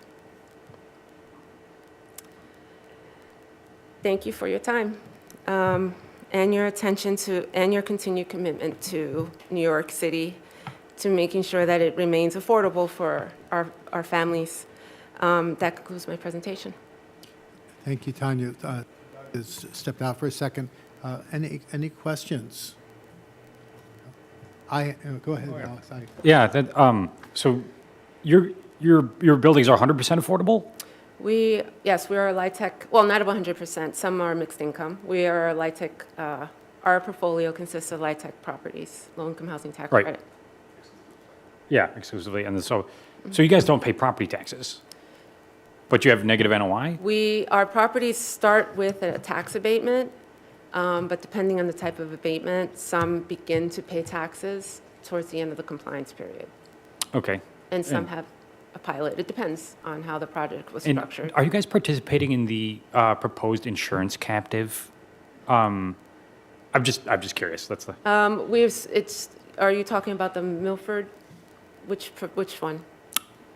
I'd seen that basically a bunch of large non-micro landlords were looking at the increases, and they were looking at their claims history, and they're going, this doesn't seem like my claims history. And then we're like, we'll form our own captive because we think that we could self-manage better. And so I don't know, I haven't been following the details in great detail, so I wanted you to tell me. That's the. It did begin in January, the Milford Street captive, Okay. I believe you're talking about. Right now, none of our properties are participating. Okay. A lot of the insurance renewals begin in April. We've encouraged our property owners to look into it. No one has done it. Got it. Okay. So I didn't know if you had a sense of like, if there was. Yeah, it's a great alternative. Okay. But we haven't seen the fruits of it yet. Got it. Yeah. Other questions? So I have a few. Thank you so much. I'm really delighted that Enterprise could present this information. Previously, I don't think the nonprofit sector has testified about their holdings. So this is LIHTC, low-income housing tax credit property that's currently in the first 15 years of the compliance period, correct? Correct. The portfolio that we presented is a mix of properties. There are some that are past their 15. Okay. The compliance period. That you're continuing to monitor. That have not exited the I see. investor. So can you say how many properties or units overall Enterprise has helped support since the beginning of the program in New York City? We can get back to New York City. Yeah. I can't give you that So number I guess what right I'm now, asking Alex. is the properties, I think, are all rent stabilized, Mm-hmm. correct? And even though when units leave when year 15 or year 30 is completed, they remain rent stabilized. And I guess I'm trying to get a sense of, so this is a relatively small number of all the units that Enterprise has helped underwrite in New York City. Is that right? Right now, what I just presented is our existing portfolio. Right. It does not include the portion of the portfolio where the investor has exited. Right. And do you have a sense of what the That magnitude number? of that number would be? It's probably double at this point. At least, over. okay, Yes. so, okay, that's good. So another question is, so in terms of the economic rent, you're saying you've assumed that there's 5% loss due to either vacancies or rent arrears. Correct. But now that loss is greater. What is your assumptions regarding year-to-year change in operating costs when you underwrite properties? Like, how much do you assume insurance and utilities and so on will change year to year? For the properties in New York City, especially the ones where we have New York City Capital, we follow New York City underwriting guidelines. So I can't speak to their guidelines. I will say that sometimes the reality doesn't match the guidelines that are used during the underwriting. Sometimes it's greater. Sometimes what we see in reality is greater than what we're required to underwrite at. Yeah, what, can you say a little bit more, like right now, what the difference is? I don't know what the current per unit cost is. No, Okay. I'm sorry. Okay, and, one other question. So to what extent are the interest on loans, is that market rate interest? Are these like subsidized loans through HDC? Most of these projects have loans with HPD, New York City HPD, HPD, and the interest rate is pretty low when you compare Yeah, it to and yet, market. when you have take that into account, you do have a lot of negative cash flow, even is with a correct. relatively low debt service. Correct. Okay, Alex, you had another question? I meant to ask, do you have a sense of what share is arrears versus vacancy? Like, are you seeing actual vacancy rise in addition to arrears, or is it all arrears? I would say in terms of the economic occupancy, the majority is arrears, some of it is vacancies. Okay. Mostly arrears. And I know that there's a 1-year kind of jubilee for the New York Housing Connect portal. Do you guys have to rent up through the Housing Connect portal, or do you lease up on your own? It depends on the project, it depends on the timing of when the regulatory agreement began. So Got it. not all of the projects are using Housing Connect. Okay. Some. They should, yeah, they're catching up. And where are the majority of the units that are in arrears? Like Excuse me? within the portfolio, when you're talking about the arrears to make up the percentage, where's the majority of the folks in arrears within the portfolio? What borough, what neighborhoods? Oh, it's across the city. Across the It's city. not by You don't have it borough. by- It's not one specific borough where it's. I'm just trying to get a sense of like within your portfolio, where you're seeing the most or the least amount of rent collection. It's across, yeah. Reed? Thank you, Tanya. I think these questions are just indication of how important this form of testimony is. I'm curious, generally, how is Enterprise changing its operations in this context? You know, what are the trade-offs? You know, what does this look like for you Oh, as an asset manager? as an asset manager? It's hard. It's a hard time. You know, a lot of these projects are capitalized up front with reserves. So my team is very busy with property owners, you know, trying to release money from the reserves to pay the bills. So it's just very busy, very busy, and also trying to prioritize which bills to pay and what repairs to make at the buildings. Andrew? So you look for a 95% economic occupancy, right? So if you were at that level, would there be a positive, the chart you showed with positive cash flow and negative cash flow, if you were collecting those rents, where would you be? Would it be healthy or not? It would be healthier. We would be at least maybe at break even with some of the projects, or a little like de minimis negative cash flow. It would be a lot healthier than what we're seeing. Because you showed the increase in expense, and I didn't know what the rents were doing at the same time as those expenses were going up, and whether those increases in rent, if you were collecting that 95%, whether that would maintain. Yes, the rent increases that we're starting to see is helping. The rent increases that they allowed, if that answers your question. Alex? Oh, yeah, I was going to say, I would love a follow-up where if you could, so right, you guys can, you charge the federal rents and the federal AMIs, or also we then tell you what rents you could charge, you know, and you have to do the lower of either. If you could send us the same thing, but like, do your New York metro area assets, where you can charge whatever the federal regulated rent is, and compare that to one subject to New York City rent stabilization. Because like, if the entire metro area is distressed, then I'm like, well, you know, including the ones that are not stabilized, then I'd be like, you know, but if it's only New York City that is in distress, then like, I feel like that's interesting to know. Like if Westchester and Connecticut and New Jersey, if you're 100% affordable units are doing fine there, that would be interesting to know. Or if they're also distressed.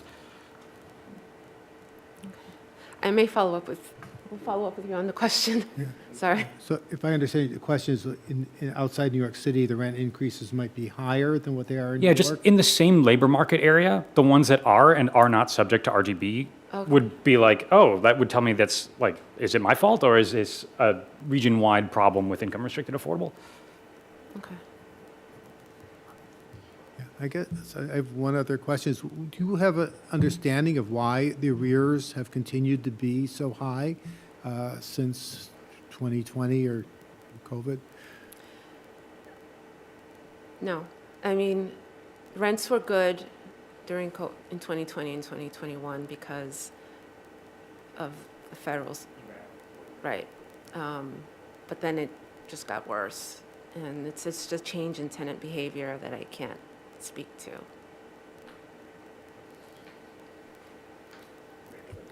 Christina? I have a question, and thanks for coming and speaking to us today. I assume that you have attorneys that go and try to seek this rent in court. Are you responsible for that portion of collections and Right. So the non-payment property proceedings? owners, yes, the property owners that we work with do have attorneys that work with them. And so are those expenses, right, those legal expenses to collect unpaid rent, have you seen those increase? I guess if your collections are down, you're having to spend more on legal. Yes, there is a period in this data where it didn't go up because of ERAP, because there was a period of time where they cannot go to legal. Sure, there was a one-year moratorium. And then are tenants able to then seek a different type of subsidy? Or are your tenants paying like 30% of their income and then have a voucher? Or is it just 100% of the rent that you charge goes to the tenant? It depends on the household. Some households have a subsidy, rental subsidy, where there's that 30% of their rent that's in arrears. And there are households that don't have a rental subsidy where it's 100% of their rent that's in arrears. And they can seek assistance based on whatever the city. There are some programs in the city like FEPS, et cetera, that support the households. So I feel like this testimony is really important for us because what you're describing is essentially every other fully stabilized building minus a low-income mortgage or a low-interest rate mortgage, right? That would be the only differential between the product that you're supplying and the product that private landlords are supplying. Your insurance costs are identical. I mean, the data that you provided on insurance costs is what we're seeing in the market. It's just astronomical with only two providers, two insurers. Right.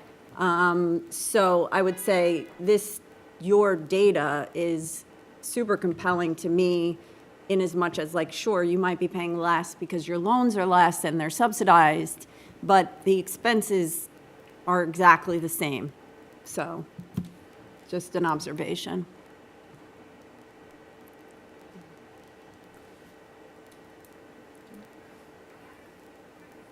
Any other questions?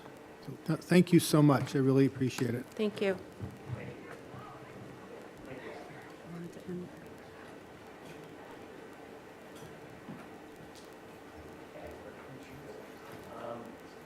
think we have Emily Eisner, from the fiscal policy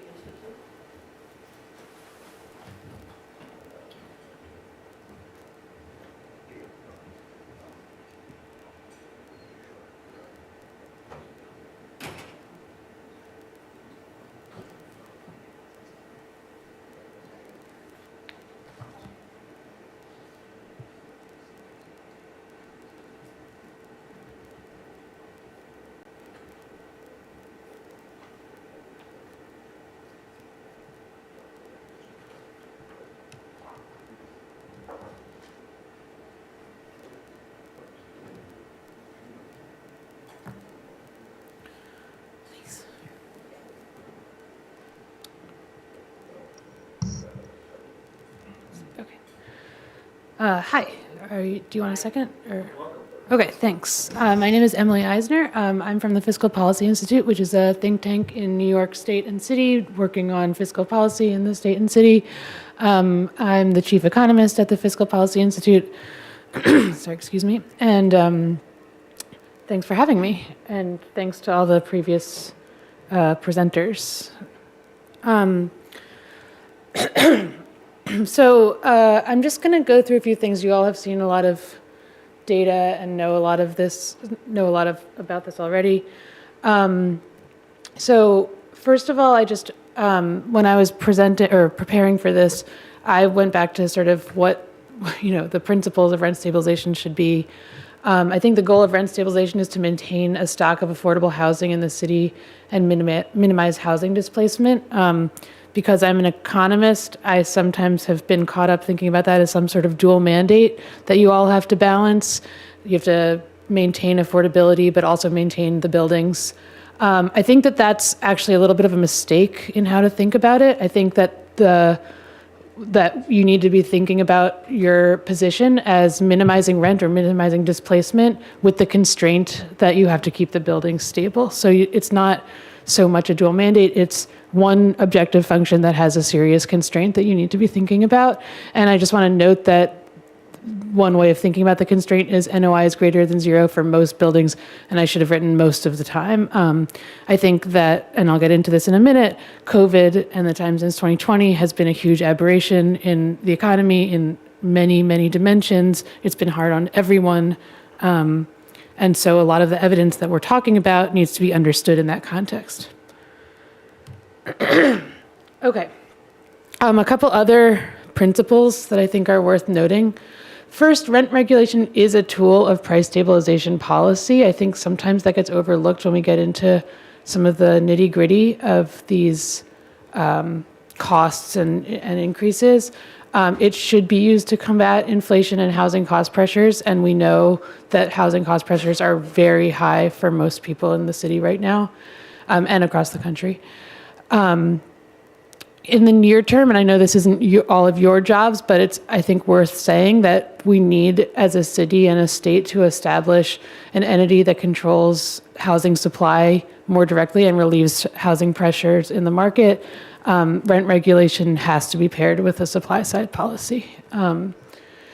As a longer term goal, I would like to see this process depoliticized and rent increases on stabilized housing, rent stabilized housing, to be adjusted according to some index. I would suggest either the Fed's inflation target or an index of CPI, local CPI minus shelter costs. And I'll get into that in a second. I think people have talked a lot about this already, but, rent stabilization in New York exists because we live in a place that has had a long-term housing emergency and housing shortage, and that's still the case. Since 2019, we've seen incomes for renters grow by about 11.5%, whereas housing costs have grown by nearly 18%. That's housing costs growing 57% faster than wages between 2019 and 2023. You all know this super, super well it's from the Housing Vacancy Survey, but it's just stunning to look at the vacancy rate. If someone loses their housing for whatever reason, there's very few affordable options in the city, particularly for apartments that have a cost less than, $24,000 a month, $2,400 a month. Excuse me. And then we happen to be in a historic federal political situation where we are likely to see big funding cuts go through Section 9, Section 8, so we'll likely see a lot of severely housing insecure, like an increase in housing insecurity in the city in the near term.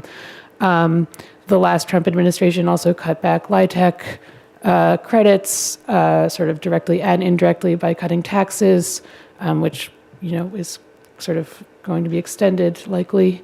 So we're likely to see mass displacement and mass housing insecurity in the near term, which will require the city and state to take action. I think raising the rent in this environment will exacerbate the risk of displacement, and that is already high. Okay, there's been some discussion already of if we were to think about how to sort of index the rental costs, what would we index them to? So I think you all also did this in your reports, but the purple line, which is kind of in the middle and sort of underneath the other lines, is the RGB one-year leases going back to the mid-1970s. I've just normalized everything to start at 100.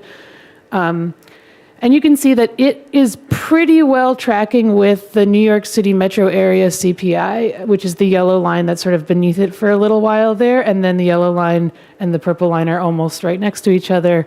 The fact that the purple line exceeds that yellow line for about 15 years suggests that the RGB increased their one-year rent faster than the rate of local inflation over that period. And then because we've had very high inflation over the last couple of years, inflation has sort of caught back up. But I want to draw your attention to the gray line and the blue lines that are on the outside. So the gray line on top is the rent on primary residencies in New York City in the metro area, so it's outside the city limits. But and obviously this has grown way faster than CPI, than sort of like overall CPI, which is the yellow line. And so when you take out the sort of shelter costs, you get this blue line that's far below the yellow and purple lines. And the point I want to make to you all today is that the point of rent stabilization is to insulate some of the housing from the market. And so we really need to be thinking about indexing rent stabilized units to a price index that doesn't include the housing market, which we all know is overheated and super pressured right now. So I would encourage you to think about trying to index to something that removes housing cost pressure from the price index. This is a chart that shows sort of how the RGB one-year guidelines differ from the CPI in New York City less shelter costs. And you can see, like, over time, on average, the RGB has been 0.3 percentage points higher than the CPI. And the only sort of extended period where that hasn't been true is between 2020 and 2022. And even that ended in 2023. So this is a measure of how rent-stabilized renters, if you think about, so it's a little arbitrary that I started it at 33%, but if you think about rent as being a third of someone's overall income, which is like the highest we would want it to be, if we think about how their budget has changed according to the CPI and how their budget has changed according to the RGB's one-year lease increases, the share of their budget that goes towards rent has increased over time, and the correction that's happened over the last couple of years has only partially corrected that change. Okay, and I think the last thing I'm going to talk about is that I think the building fundamentals are stable. It was super interesting to hear the last person's testimony, and I think doing more fine-grained analysis of that data is incredibly important. But according to your own reports, I would just say that, and a bit in contrast with some other testifiers, I think the long-run trend is that NOIs and financially distressed properties has been coming down over the last 30 years. And you can actually see in this chart that periods of recessions are hard on the NOIs. That's sort of obvious that would happen.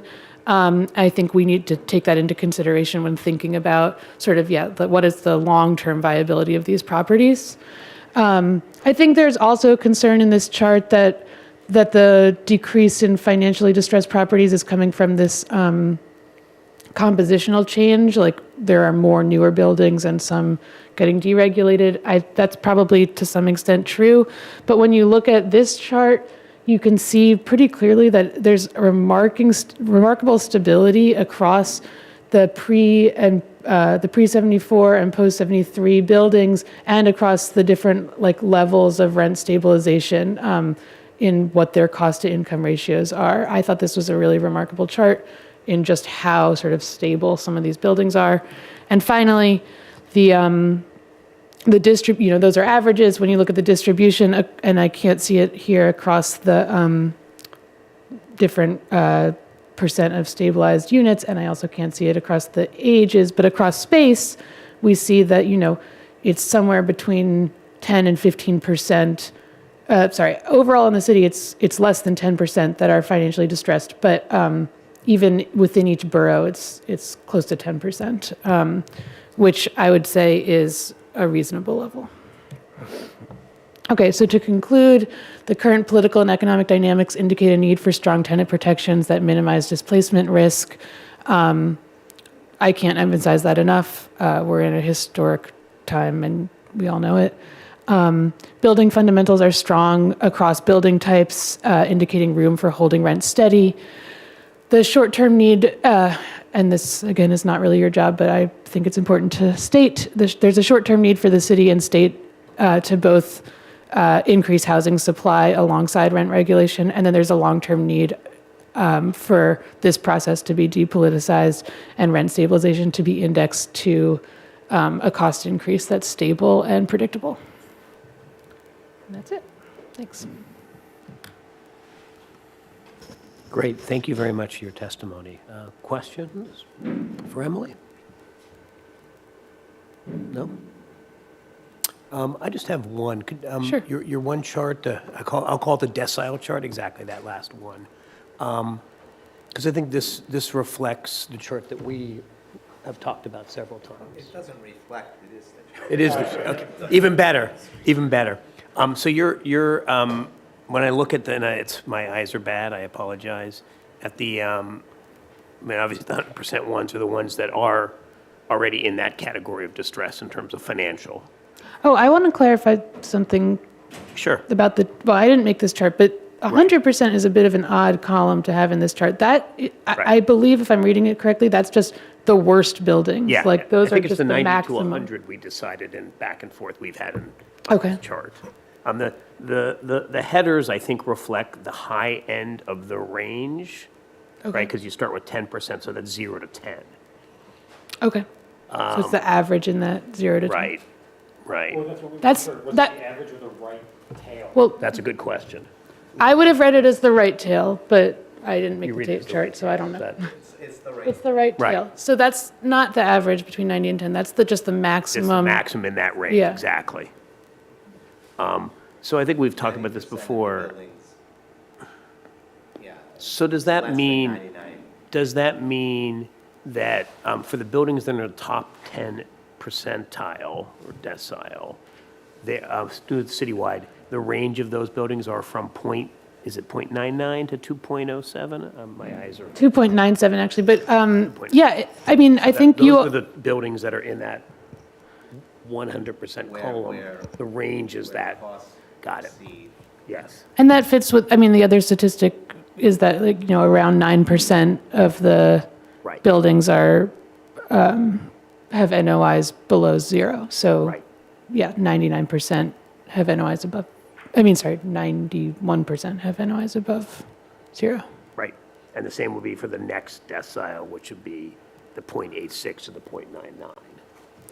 That shows you that 80% of the buildings in the city have have a cost to income ratio of 86%. So their costs are 86, Right. or less than 86%.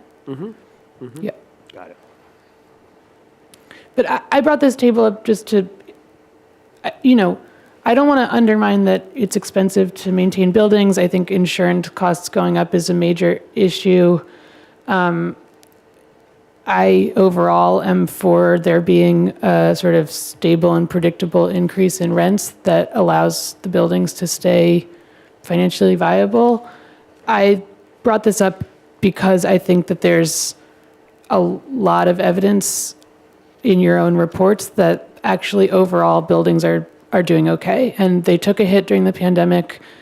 That's actually to be expected because it was a totally crazy time and things are normalizing and we're seeing pretty consistent, there's such a, I hate to say it, but there's such a thing as bad management. I would be surprised if, less than 5% of buildings were all doing okay. That would indicate to me that we're charging too much rent.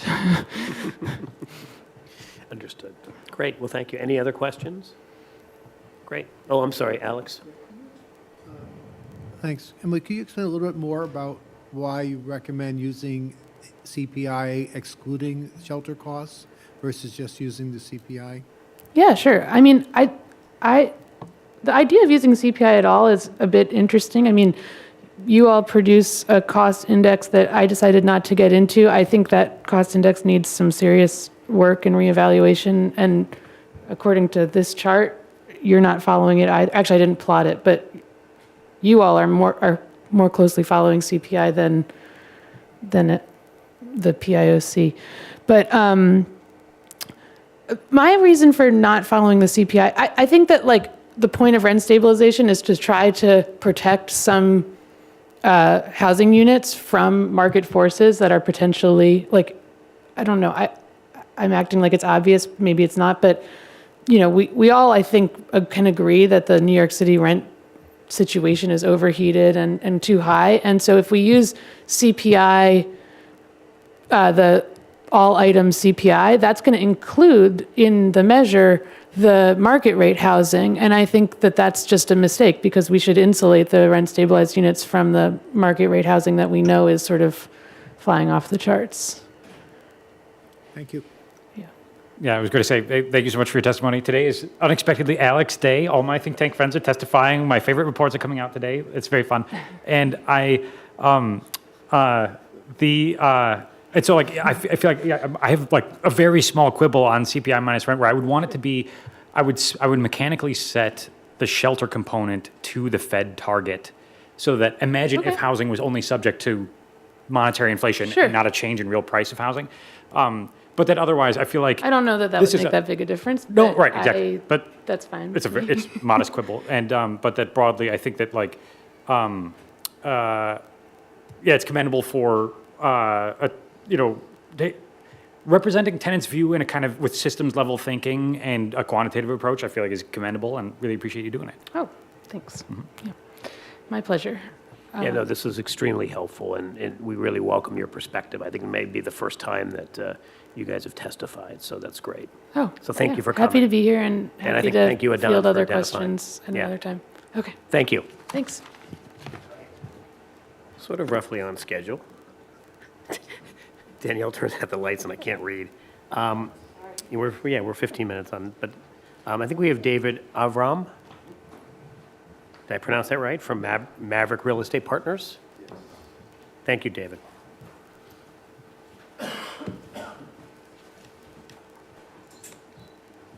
We are running a few minutes behind. I apologize.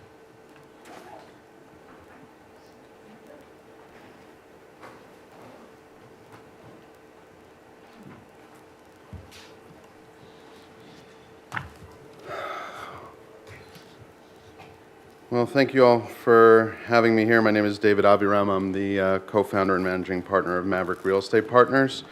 We're an investment firm. We make money by buying distressed loans secured by commercial real estate in New York City, as well as advising banks and private lenders on their distressed portfolios. And we utilize data in service to those initiatives. And so because we are buyers of debt, we're focused on debt levels in New York City. And so that is mostly what I'm here to testify about today. What we've seen in our data is that nearly half of the debt that exists, which is about $131 billion of commercial real estate debt secured by rent-stabilized multifamily properties, is in the 75 to 100% rent-stabilized properties versus those that have more deregulated units. The remainder of this discussion is going to exclude a lot of the 421A because I think the 421A kind of behaves a little bit more like free market. And so that's what you'll see in the coming slides. What we've seen is that debt levels have grown by about 30% over the last decade. And what you can see towards the bottom here is on a borough-by-borough basis, and we separate core Manhattan from upper Manhattan, that the significant amount of debt exists in core Manhattan, but most of that is 1% to 25% rent stabilized or 25 to 75%, with a smaller portion being kind of like those more highly regulated buildings. What is pretty intuitive is that, you know, you'll see higher debt per square footage levels when you look at core Manhattan versus some of the other boroughs, as well as higher debt levels as units are deregulated. So for 1 to 25%, regulated apartment buildings, you'll see higher debt levels there. So that makes sense. What we're able to do with our data is plot every single loan transaction that has kind of occurred, and that's helpful in kind of understanding you know, a variety of metrics, and not just what the medians and averages are, but sort of what is kind of comprising that. And so the next several charts are going to have you know, the size of these bubbles relate to the size of the loans, the coloring.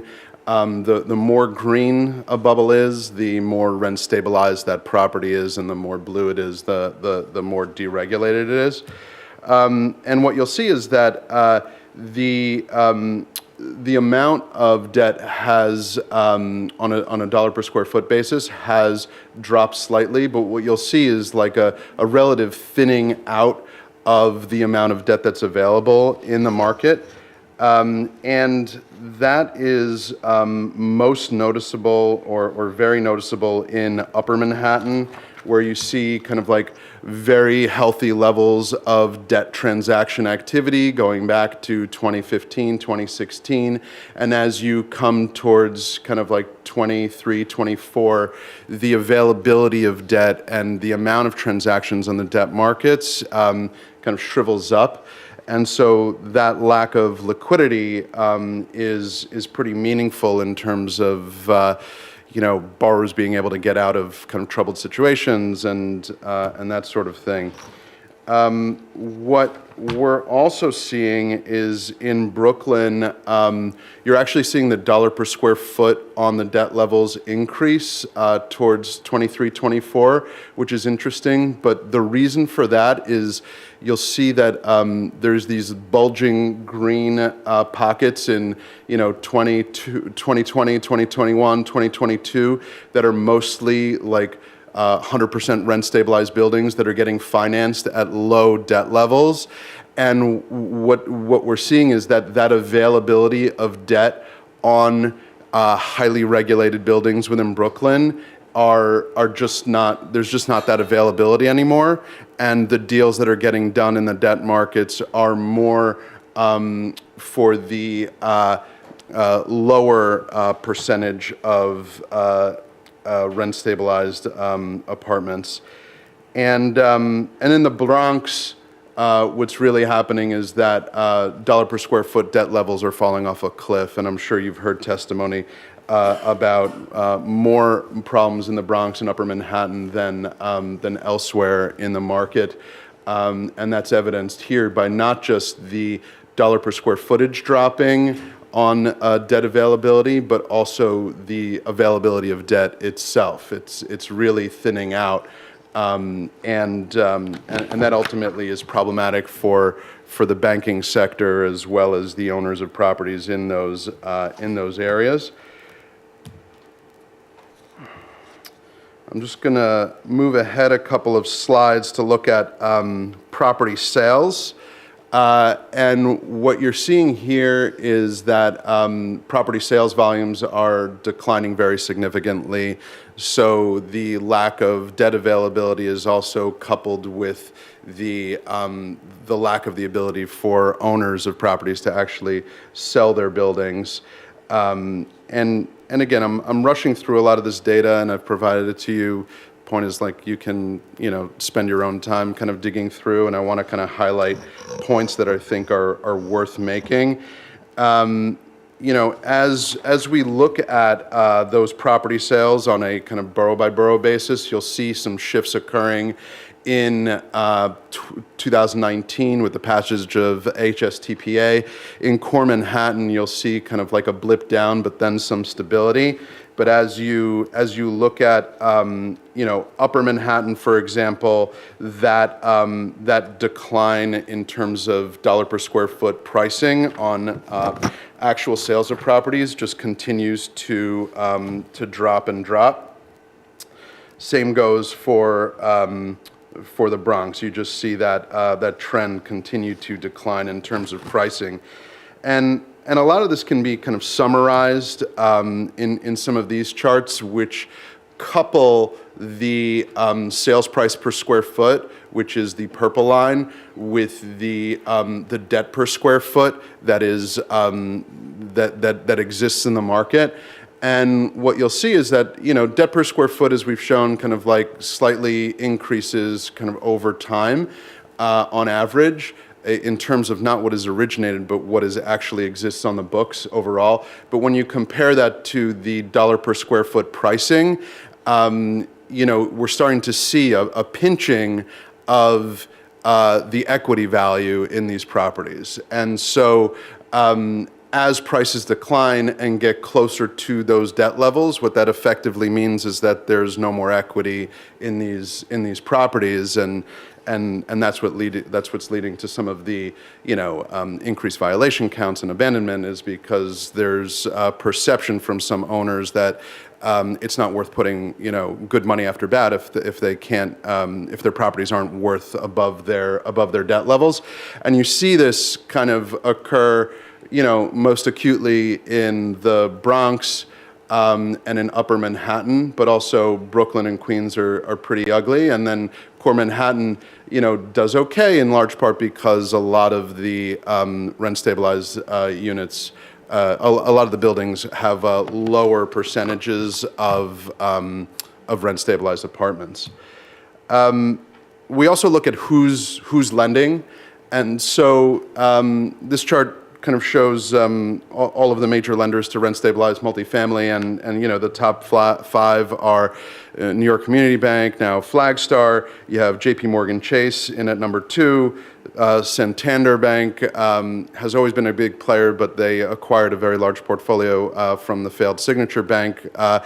And the related companies and Community Preservation Corporation are now one of the big lenders for the same reason. And you have Capital One rounding out kind of like the top 5 lenders. And what's pretty significant here is that the amount of lending is just dropping dramatically, and we break this down by the profile of the lenders, right? So what the kind of like the bluish kind of bar in the middle is pretty interesting, because those are the regional banks that have usually been kind of like the biggest supporters of rent-stabilized multifamily housing in New York. And with Signature failing and New York Community Bank being mostly out of the market, those being the 2 biggest lenders, that really has like shrunk those blue boxes to where there's like very little transaction activity from the regional and community banks. And so, and that's like a consequence of problems that those banks had, but also with the declining values, like there's a very significant retrenchment in lending. And what that means for banks ultimately is, if you look at the black line, that's the average duration that a bank holds a loan, a rent-stabilized multifamily loan on their balance sheet. And, back in the day, 10 years ago, it was around 2 to 3 years, right? They'll make a loan and, you know, the value of an apartment would go up and a borrower would refinance that loan. And that was generally healthy for a bank because they got their money back. They were able to put their money back to work. But as property values started to decline, they had to hold that debt on their books for longer, which weighs those banks down, makes them somewhat unhealthier. And you're seeing over the last couple of years a pretty significant spike going down from like 3 years of average hold period of a rent-stabilized multifamily loan. That's shooting up to over 5 years. And the bars that are sort of falling, those are the percentages of loans that are actually satisfied on a bank's book. And this is only focused on rent-stabilized multifamilies. So, you know, you start out at like 30% a year of all of the loans on a bank's book are being refinanced. And now that's dropped down to close to 5%. And so the point of this is that the banks that are lending into the sector are not healthy, and that is not good for the sector. One thing we're also able to do with the data that we aggregate is actually aggregate sponsors and who owns which buildings, and even look behind kind of the LLCs and kind of consolidate that ownership. And, you know, we aggregate that and say, well, who owns, and then we're also able to say the number of rent-stabilized units on a per-building basis. So you now know who owns what number of rent-stabilized units. And, you know, there's a large swath here of what I'll call institutional owners on the left that own more than 1,000 rent-stabilized units. But then if you look at the yellow on the upper right or the orange on the right, those are owners that own less than 50 units or between 50 and 100 units. And it's important to kind of distinguish between these ownership groups because they do behave differently and they treat their properties differently. One way in which we can kind of look at that is through violation counts. And so when we, so the top line is looking at the buildings that are 1 to 25% rent regulated. The middle bar is 25 to 75% regulated, and the bottom bar is the more heavily regulated, 75 to 100% rent regulated. And then we've plotted each of those sponsor profiles or owner profiles. You know, the mom and pops, I'll call them, are like the 0 to 50. Those are the yellow and the orange. What you'll see in kind of each instance is that the smaller owners have more violations per unit on their property. And what you also see is that the more heavily regulated a building is, the more violations it has overall. And so we hope that's helpful in kind of like segmenting, you know, the portfolio, because it's easy to kind of like paint this all with like a broad brush, but we do see kind of like differences when you start looking more granularly at the data.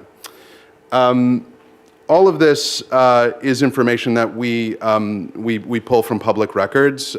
So a lot of this is coming from ACRIS and Department of Finance and DHCR and HPD and Pluto, and we use some commercial sources to get some commercial mortgage-backed security data. But a lot of the time we spend here is to clean and connect and quality control the data so that we can have some interesting insights and decide where to invest our capital and how we can best serve the interests of the lenders that we advise as well.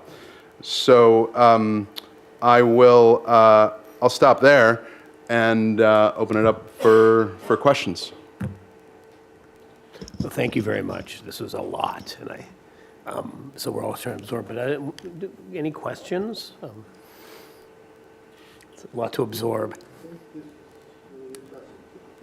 You say that normally owners refinance about every 3 years, is that correct? Historically, that was the case, and you know, you saw that because you know, before HSTPA, there was this a lot of deregulation of units, and NOIs were going up, and owners wanted to take out equity and refinance those properties, and so there was this more rapid lending cycle that occurred pre-HCTPA, and then there was, when HCTPA passed, that sort of dropped for a bit, but then that coupled with COVID, with interest rates bottoming out, that was a huge opportunity for borrowers to, to refinance, and the banks that were still lending in those markets were open for business and really pushing loans out the door. So that led to a huge refinancing boom. But as rates started to rise,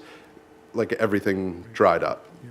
And to what extent do banks or lenders securitize the loans to the secondary mortgage market? It's not very common in rent-regulated multifamily. It does happen, but I believe we actually show it on one of the slides. In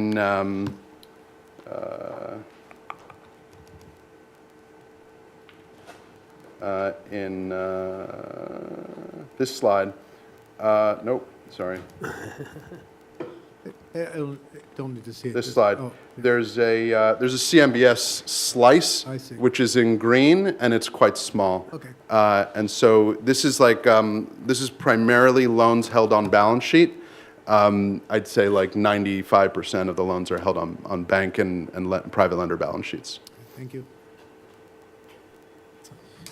Just to ask David, there's so much here, it's going to take a little time for us all to absorb, but you're saying that generally, because I think there's been some thinking that a lot of these properties are debt-free. You're saying that 80% of rent-stabilized buildings have debt. Yeah, that's right. Your first We slide. did pull that stat. Was that here? Yeah, about 220,000 stabilized units have no debt on them out of the kind of 850,000. That's right. And So, Yeah. Yeah, no, I know, yeah. So about 3/4 of. And then my other question is the next slide about total mortgage debt changes over time. Thank you, Rudy. It's even though you're saying banks have left the market, there is still roughly continued growth in overall debt. Correct. That has to do with historic, asset values rising and people taking out more debt. Right. Yes, but the overall amount of debt is increasing. I think the point here is that there's less debt available, but the debt still exists on those properties, even if there's not a lot of refinancing activity going on. Right, right. And last, and I know this is a whole nother discussion, but so staff does a really great job in trying to look at RPAE data and other data to do NOI. It'd be really interesting to overlay that with this to start to see where you're having buildings that are in. We just talked about this with Emily about the definitions of physical and financial distress. Correct. Yeah, if you're looking at a that positive NOI that doesn't factor in debt service, Right. you're more likely to have a property that's hemorrhaging cash that is, that does have a positive NOI.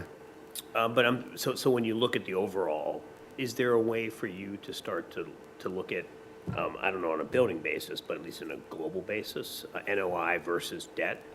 Yeah, unfortunately, like we build all this data from the bottom up on a Right. property by property, loan by loan basis, Right. and that information is not available on the NOIs Right. at You don't that see level. expense. And so there is some overlays you could do, but it's a little bit of apples and oranges Right. because of where the data is coming from and what it represents. So it's a little bit more challenging to do something like that.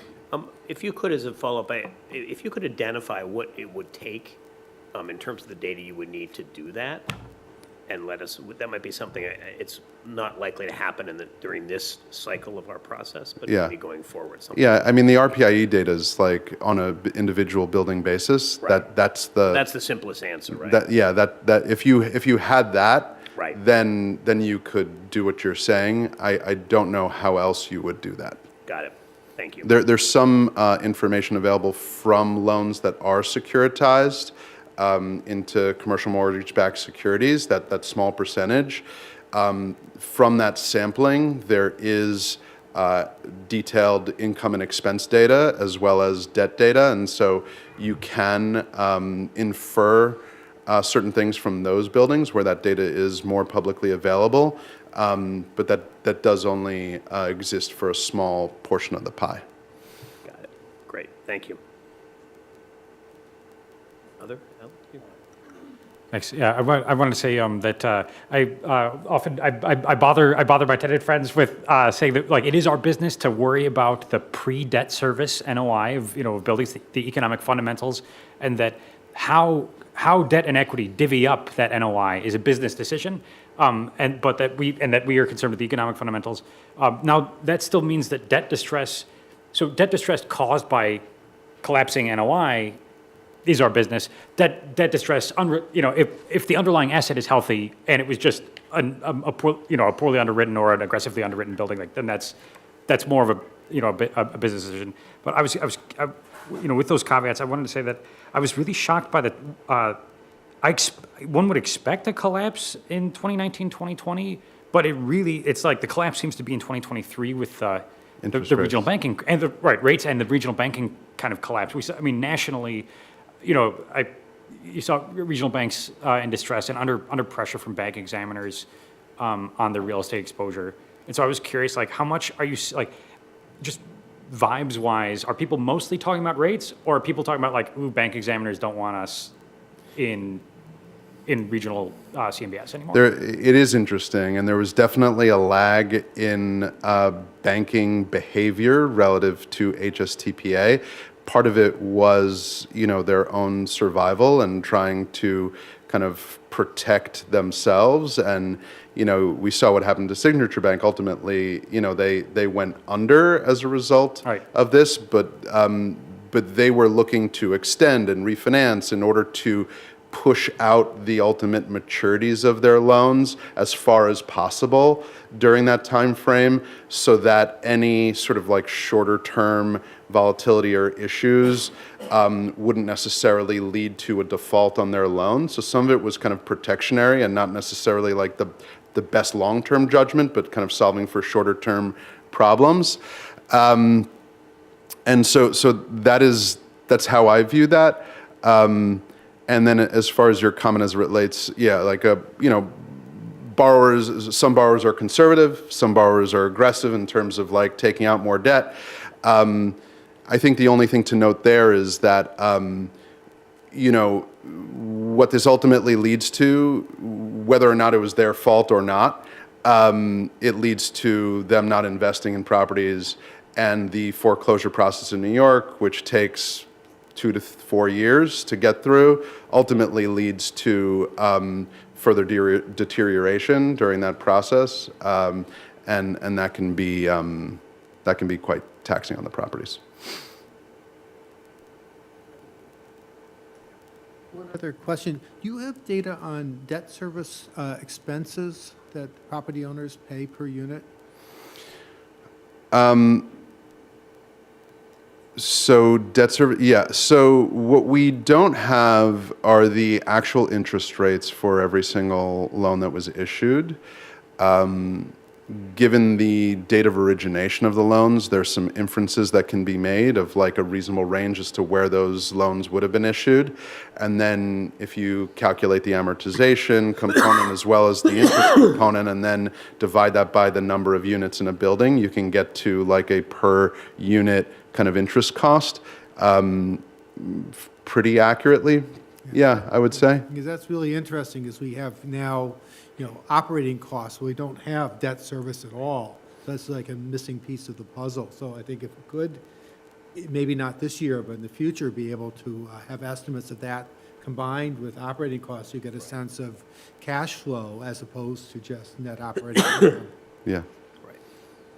Yep, that's absolutely right, yeah. And then, but back to your point, David, it's hard to know of that, how much that was actual equity versus into the building that you've invested in that building versus taking out equity. That's right. That's always the hard part, right? And that's where but at least having that would be, you're right, helpful in that context. I think it could be helpful, but also keeping in mind historically, like if we don't have historically Right. what that There's was no looking. comparison. Exactly. No, that's It's exactly difficult, right. you So, know, so- so I think it's more of a future discussion. It does add, I think, though, to the discussion for us to see this kind of. You can look at it historically for the last 20 years. You can get you can get a lot of that. And you have you, some you of can, that you can do there. that math going backwards. Right. Yeah. Right. I just want to check my factual understanding again. So if a building has strong NOI, but let's say you borrowed aggressively before a rate squeeze and you have unhedged duration exposure, and you snuck one by the underwriters, like risk management didn't catch it, and and so you get squeezed, but the NOI is good on the building. So like you have foreclosure, equity's wiped out, debt becomes the new equity, but the building is fine because its underlying NOI is good. And that's distinctive from a building where the NOI has gone to zero, the equity goes to zero, and then the debt walks away because there's zero enterprise value left because the NOI is zero or negative. That the latter is like the physical distress we're worried about. Right. The former is a mere business concern relating to an underlying healthy asset. Mm-hmm. Right, that's right. Yeah, getting to that, though, on a basis is a challenge. But yeah, great. Well, thank you very much. This is really interesting, and we may have some follow-up questions for you as everybody looks at this. Sure. Thank you very much. Yeah, thank you. Thank you for coming, David. Appreciate it. Yeah. I want to thank Rob and Christina for helping to, put us in touch. Okay, we still have 2 more to go. But this has been fascinating. So we have, it's hard to read when the lights, I'm going to do my best. Aerial Property Advisors, Shimon Shukri? Yes. Shimon, right? Welcome, Shimon. Welcome. Thank you very much. Welcome. You know what we're, We are running a little late. that, completely fine with me. Thank you. So, Shimon Shukri, President and founder of Ariel Property Advisors. And before we start, I just wanted to acknowledge that I think your job is difficult these days. You have very few or one tool to work with, and the passage of AGIS TPA made it very, very difficult, in my opinion. I'm sure tenants are feeling the dilapidation in their buildings, and landlords have nowhere to go but to you for increases. So I wanted to acknowledge that before I start my presentation. And want to introduce our company. Ariel Property Advisors is a real estate investment services company. It's essentially a commercial brokerage firm that does 3 things. The first thing is we sell buildings throughout New York City. So we have brokers that do that. A lot of them are multifamily. Some of them are rent stabilized. We also have a capital services group. So we place debt and equity throughout the metro area, but also throughout the nation. Actually, one of my colleagues, Matt Zabanik, is here with us today. He's in that capital services group. And we have a research arm where we collect information. We have our own proprietary database. That's very, very helpful for us when we go to clients, when we talk about the markets, and specifically for this presentation. Adam Pollack, the head of our head analyst, as well as Gail Donovan, who is our senior director of communication, are here with us today.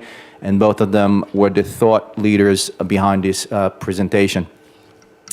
I also want to say that the way we operate is we start with advisory. So we look at assets, at buildings, and we look at about 1,000 of them a year. So we look at a lot of buildings before we list them to sell, and then we sell them. And one of the things we did, and we didn't do it scientifically, but we looked at our pipeline for rent-stabilized buildings, both on the asset evaluation, listings, and recent sales, the past, let's say, 18 months.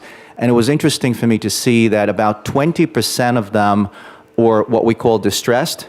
And the distress, we defined it as either buildings that are going to need lender intervention, so you can't sell it without talking to the lender as a deed in lieu, or they're already in that process where the lender called us to talk to the owner and have a deed in lieu, or the lender already owned the property. So about 20% is the distress that we're dealing with. About 50 to 60% were buildings that are going to be in distress, in our estimate, anywhere between 12 to 36 months from now, as a result mostly of mortgage maturities. So people are thinking about, okay, what's our value today? What do we do with that valuation, et cetera? And the balance, about 20 to 30%, are strategic sales. So people that made a decision to leave the industry, leave rent stabilized alone and not invest in that anymore. So I thought I'd mention that because I found it interesting. This is the roadmap of what I'm going to talk about today. The big picture is that rent-stabilized buildings have been systemically defunded in the past 5 years, and it's a result of HSTPA. It's also a result of the financial weight that's on landlords right now that leads to physical distress as well, and we'll show that here in the numbers. I'm going to talk about the different types of multifamily, the way we view them. We had an analysis of landlord profile, which I hope you'll find interesting. And then I'm going to talk briefly about HSTPA, eroding NOIs, eroding cash flows and valuations. We have some data of comparable sales, and we have an illustration also of how a building looks like when there's still positive NOI, but negative free cash flow because of financial distress. And I think that's something that Alex was interested in seeing. So we'll do that. So the way we look at multifamily in New York City, just to simplify things, is threefold. It's free market. We define it 75 units and up for the sake of this presentation. 75% of the units are free market. Rent stabilized, we define it here for the sake of this presentation, 75% of the units are rent stabilized. And affordable housing, it's not in this presentation, but how we define it is buildings that have regulatory agreements. When it comes to the free market world, everybody wants to be there from an investment perspective. So a very deep bench, you want to reinvest in it, you want to add value, and the reason is you want to get, as an investor, you want to get a return. When it comes to affordable housing, some buildings have this alignment of public and private partnerships, and mission-driven capital is attracted to it because it has the two components. Number one, provide low-income families that are going into affordable housing, provide them with quality housing. And the second reason mission-driven is attracted to it is because you can get a reasonable return because of the public-private partnerships. When it comes to rent-stabilized buildings, we don't have that subsidy, that government subsidy. And as of the passage of HSTPA, we don't also have an alignment of interests or an alignment to reinvest in rent-stabilized housing. Let's talk about landlord profile. And we asked a question, that we don't usually ask because it's the first time we're here to present. And the question was, how many owners own only rent-stabilized units out of their whole multifamily portfolio? And the reason we asked that is I heard a lot about the fact that maybe some of the units are subsidizing the owners in free market units, et cetera. So we looked at every building that's 75% and up and try to figure out how many owners actually own only multifamily that's rent stabilized. The second question was how many of them have less than 100 units, and this is what we found. On the right-hand side, the lower right-hand side, you see that there's about 530,000 units that are owned by people who own only rent-stabilized units, and about 4,400, close to 4,500 owners that own only rent-stabilized units. So I thought that was interesting because a lot of times we talk about the different, aspects of income from different locations or whatnot. Now, I want to say this is just New York City, so there could be people here that own buildings outside of New York City, but if you look at New York City, there's a considerable amount of ownership that owns only rent-stabilized buildings. 3,500 of them own less than 100 units. That's about 12% of the total rent stabilization or rent-stabilized asset class. HSTPA clearly changed the rules and changed how investors and landlords look at the world.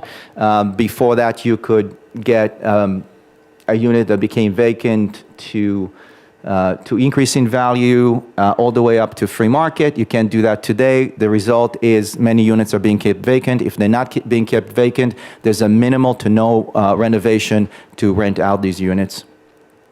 One of the things we wanted to demonstrate is the consistent shortfall in net operating incomes, and we took this from your study. So what we did here is we took the expenses over the past 5 years, the expenses based on your studies, and we arrived at a number that's about 28% cumulative.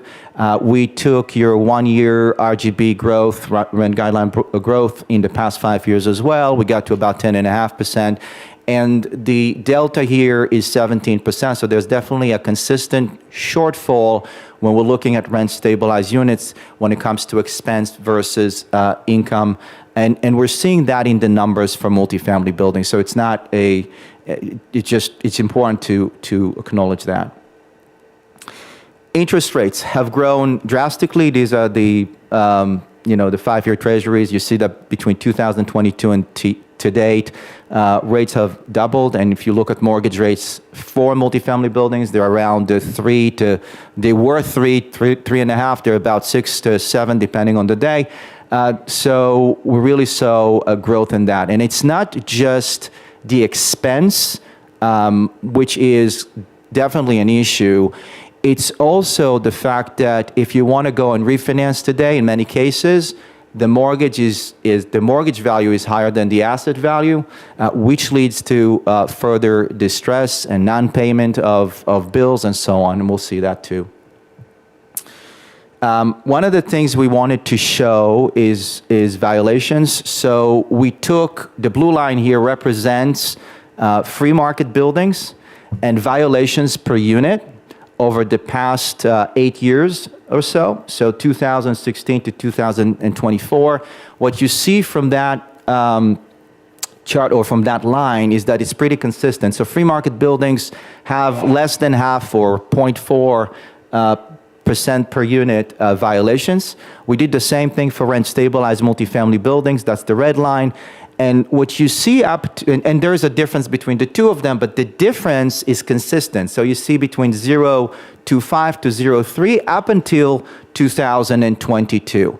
In 2022, that delta doubled, which tells us that there's a tremendous more violations in rent stabilized units, at least based on this data. And we think that, again, the financial distress is going to accelerate that moving forward. That goes to the AEP program, buildings that were admitted into the AEP program. Also, you can see the exponential growth there. And again, we believe that because of the amount of financial distress we'll experience in rent-stabilized buildings, you'll see acceleration there too. Let's talk about a few types of numbers that will show how this specific asset class became a lot less liquid. So the first thing is volume of transactions. In 2024, we saw only $751 million of rent, specifically rent-stabilized transactions. And by the way, we have an appendix with all transactions and all multifamily transactions, and you'll see them too. But there was a real drop in rent-stabilized multifamily transactions. The average for this whole period of about 14 years has been about $1.8 billion. So we're half of average, but we're also about 20% of the peak. So really, not a lot has been traded overall, and that is the cause of it is pricing. Pricing has gone down throughout the boroughs and in general, and you'll see it in each borough. So we looked at it as a price per foot matrix. You see that 2018, the Bronx was at above $200 a foot, all the way down to less than $125 today, and today it's probably closer to $100. Brooklyn, rent-stabilized buildings dropped as well, all the way to almost $150. Northern Manhattan, you see the drops here, Manhattan below 96th Street, we separated these two, so you see it below $400, all the way down below $400 for rent-stabilized buildings.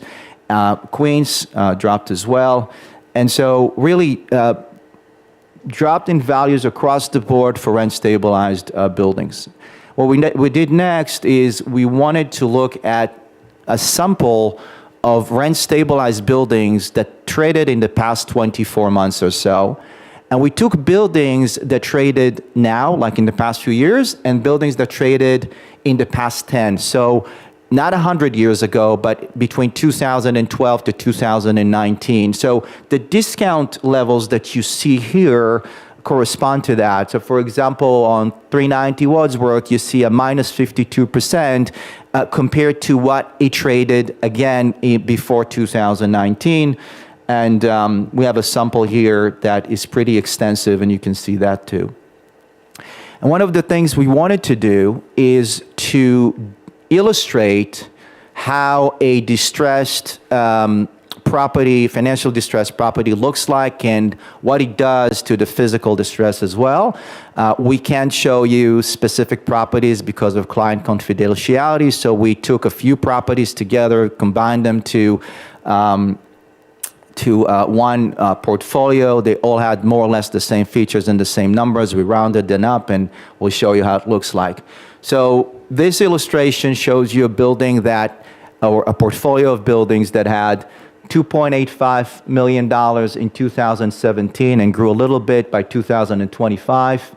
By 2025, because of some of the distress, you had also collection loss of about 25%. The expense grew for that period of time by 46%. The net operating income declined by a third. So it's still positive. It's still positive. It's $500,000, but it's not the 1.6 that you had before. The estimated debt service grew somewhere in 2023 or 2024 because the loan didn't mature, but the loan rolled over in a way that has to increase the debt value. That's a feature that you have in some of the 5-year loans. You can stay in the loan, but you have to pay the prevailing rate or an index rate. So that increased the debt service that's required. And so we have a negative free cash flow of about $1.4 million.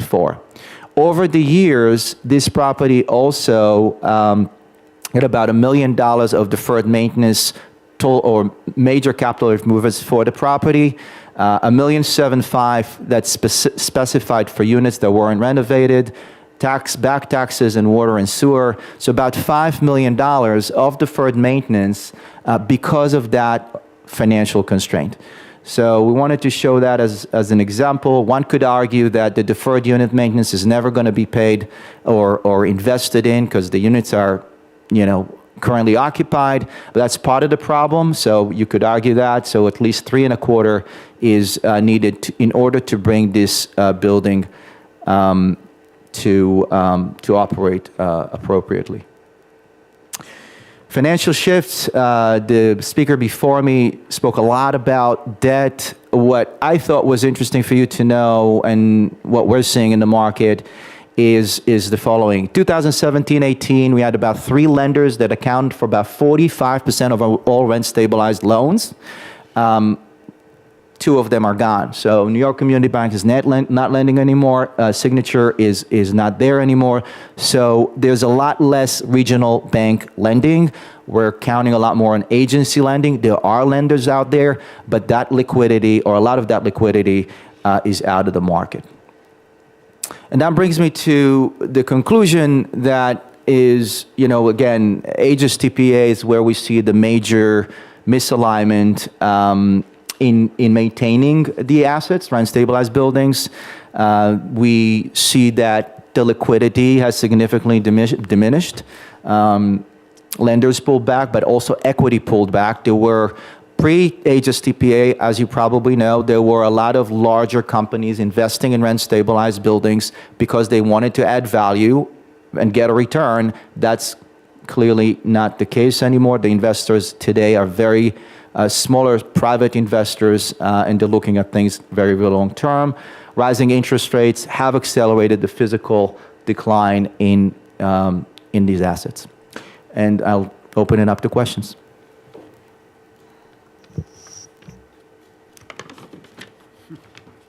Thank you. I want to thank you very much. We're running a little late, so. I'm sorry, Alex has one quick question. Thanks. So the income and expense report estimates about roughly 10% of rent-stabilized housing is distressed. With your interpretation of distress, what percentage would you say is under distress? I can tell you what I see in our pipeline. I can't tell you what I see outside because I don't have that information.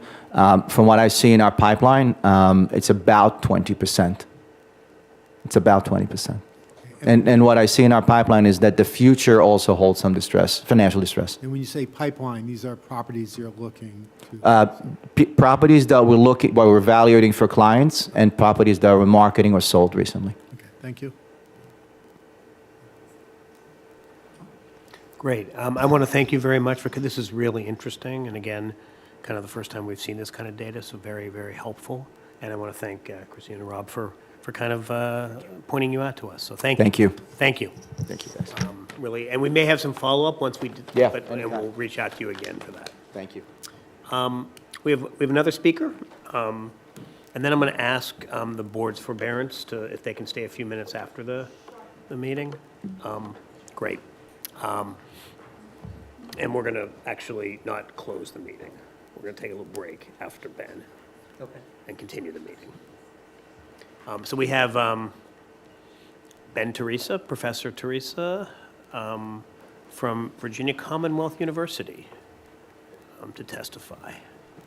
We hope we have him on Zoom. And I want to thank Adnan for identifying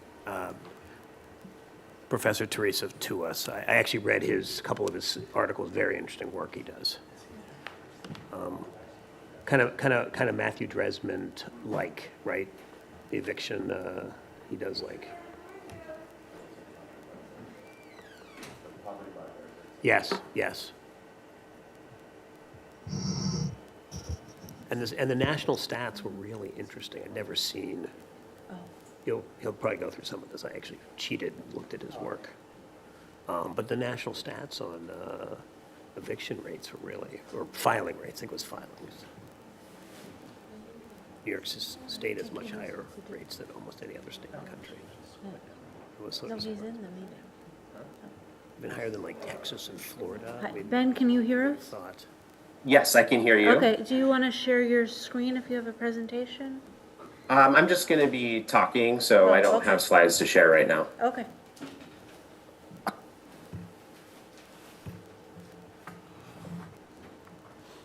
just going to run to the men's room really quickly. I'm sorry. Yeah. Just, I don't think you can, I don't know, can you hear us, Ben? Yes, Professor? I can hear Great. you. Great. And is the arrangement going to be that I won't be able to see everyone, but I can see you through the live stream, perhaps? Maybe, yeah. It's a little complicated. We're really trying to make this work. It's the first time we've done it. But I want to thank you. Just so you know, I'm Doug Apple, the chair of the Rent Guidelines Board here in New York City, and I want to thank you for for joining us today and for providing us with testimony. Yes. So with no thank further you. ado, I turn And for so you. now I have a view of the board. So yes, thank you very much to the board, to the chair, and for the board staff for accommodating what I understand is some kind of unusual testimony.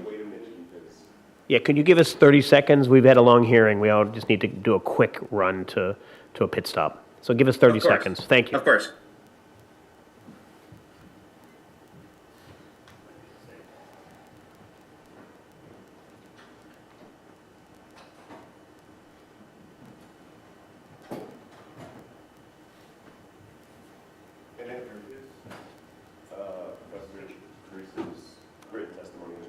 It's in the folders. I already handed it out. Right, but it hasn't been circulated virtually yet?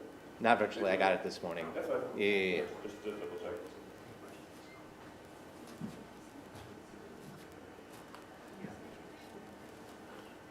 Just because you will. Hey, Ben, can you see me? No? You have to face the laptop. Oh, there. Hey, Adnan. I can hear you. My Oh, it's right visual here. is kind of trained right on Andrew. It's right here. Hey, Hey. just because you're not going to be able to see me, because I'm far that way, but I am here. Yes, I saw. I was following the live stream, so Gotcha. I can see you. They'll be able to hear you, even if you're not seen.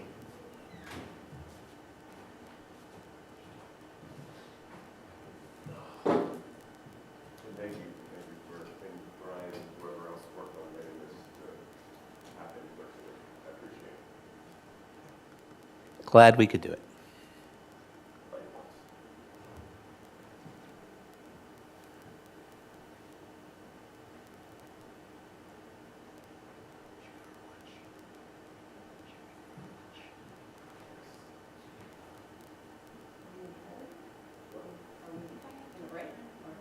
Yeah, just because Professor Teresa was going to start, and there was literally no one here. So- Everybody has to, Yeah.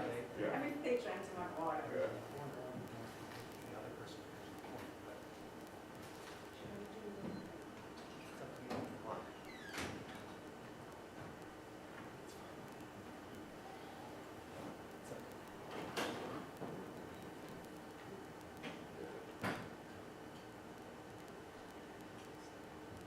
They kind of scared everyone away.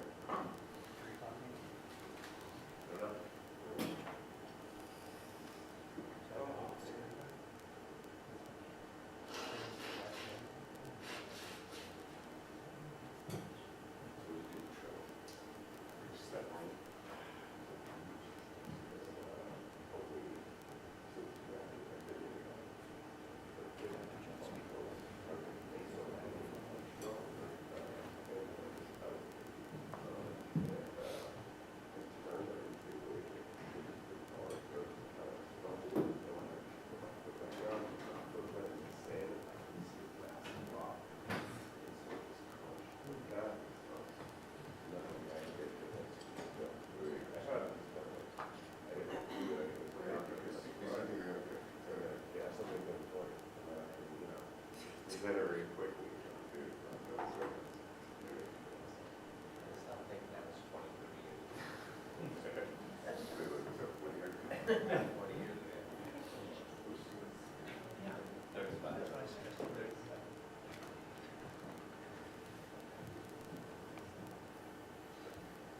I'm very picky about the debt service talking points. Because like, I'm defending NOI, all the time, but I come by it honestly. And so I want that same strictness on thinking about that, rigor and thinking about that.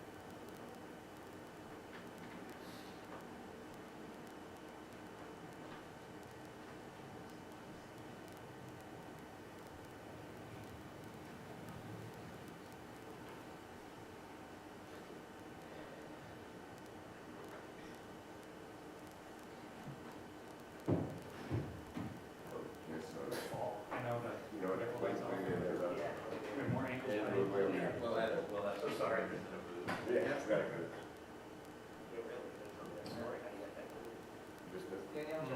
Just leave it on. So sorry, Professor Teresa, we're all here, and we're ready to hear from you. So please. Great. Great. I just want to check the volume level. Can you all hear me? Yeah, just before you start, his testimony was put into your Yes. folder, so you guys have Yes, it. we actually have your testimony, so feel free to take it as you need.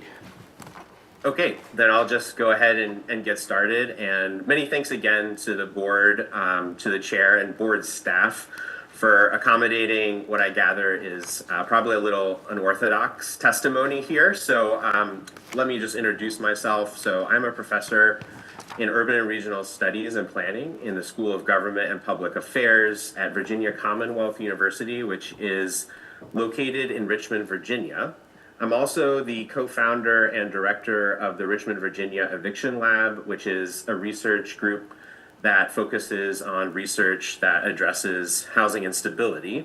But really what brings me here to testify in front of you all today is my work on an original research project on New York City rent stabilized housing from 2000 to 2015. And that served as my PhD dissertation that I completed at Rutgers University. And so actually the Blaustein School at Rutgers has a pretty long history of researchers who have examined New York City's rent-regulated housing, starting with George Sternlieb, who conducted a comprehensive look in the 1960s into New York City's rent regulation system. The purpose of my research project was to describe investors' and owners' financial property and management strategies. And to do that, I forensically constructed ownership and financial histories, culling from many of the records and data sources that were mentioned in some of the previous presentations today, property and financial records, including SEC filings for over 100 individual buildings, and that included about 10,000 apartments. I conducted dozens of in-depth interviews with financial real estate experts, local government officials, nonprofit housing developers, as well as tenant organizers. I attended and observed professional real estate finance conferences, and I also worked for a rental broker specializing in Brooklyn rent-regulated, rent-stabilized housing. And I was a rent-stabilized tenant from 2010 to 2016. And so what I wanted to offer the board here today is some observations from my work on the rent-stabilized housing stock, about how it operates and is operated as a really distinctive set of submarkets, which I think you've all heard a lot of testimony about how the rent-stabilized stock is not one stock. But I'm arguing for the board to take that observation a little bit further, in the sense to understand the impact from guideline increases is quite disparate across the stock. Meanwhile, the impact to tenants from guideline increases is direct and harmful. Okay, so the first point I'd like to make is rent increases. There's evidence that guideline increases are not the limiting factor to sustainably operating rent-stabilized housing. And so often, both kind of theoretically and in our discussions, right, we talk about there's assumption that rent-stabilized guideline increases will directly translate into increased collections, increased NOI that can support the building. However, the more significant risks to sustainably operating rent-stabilized housing, which I think you've heard in the presentations, really are, one, the two things I want to focus on in this presentation. One, submarket conditions in stabilized markets that place limits on rent growth. And then two, historical building and investment management practices that significantly increase long-term operating expenses. And this is relevant both in the pre-2019 and post-2019 regulatory environment. So for a significant share of the stabilized stock, the limiting factor to increasing rents, building revenues, and NOI is not always guideline increases. From the 2025 income and expense study data, we see that on average across a stabilized stock, collected rents are about 67.4% of legal rents. So in other words, there's a 23.6% gap between collected and legal rents, which reflects collection loss as well as the difference between preferential and legal rents.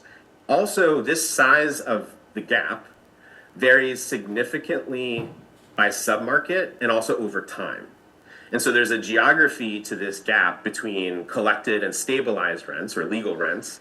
And in every borough, on average, the legal rent level is not collected even after accounting for collection loss. So this table 1 in my testimony is drawn from the Rent Guidelines Board Income and Expense Report 2025, where in which it highlights sort of this geography of the gap between collected and legal rents. We can also look at the housing vacancy survey data to show that there are places in the city where non-stabilized rents are not significantly higher than non-stabilized rents, or what I think the board commonly refers to as free market rents, providing evidence that guideline increases to legal rents cannot be consistently captured in collections. So unfortunately, the last two housing vacancy surveys did not include a sub-borough or community district level that would allow us to analyze more granularly these sub-market dynamics. And so here I rely on 2017 housing vacancy survey, which was the last survey that I know of, in my understanding, that would include the subborough variable, which is a significant loss for this survey. But at any rate, I find that in 2017, a majority of subboroughs or community districts, the gap between this median stabilized rent and the free market or non-stabilized rent is less than that average 24% difference between legal and collected rents.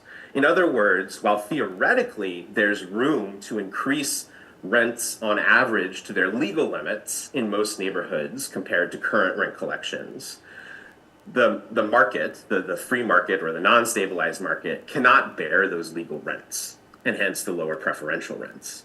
And so this provides evidence that even though landlords could legally raise rents, they are unable to capture in aggregate those increased rents in all neighborhoods to the specific submarket dynamics, which what I'm talking about is, of course, includes the specific demand profile for housing in the neighborhood, and importantly, tenant household incomes.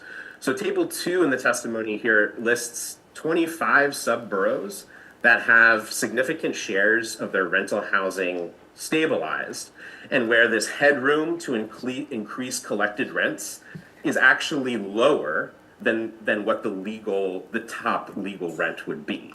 So again, suggesting that in these places, the binding factor on NOI and rent collections is prevailing market conditions and not guideline rent increases.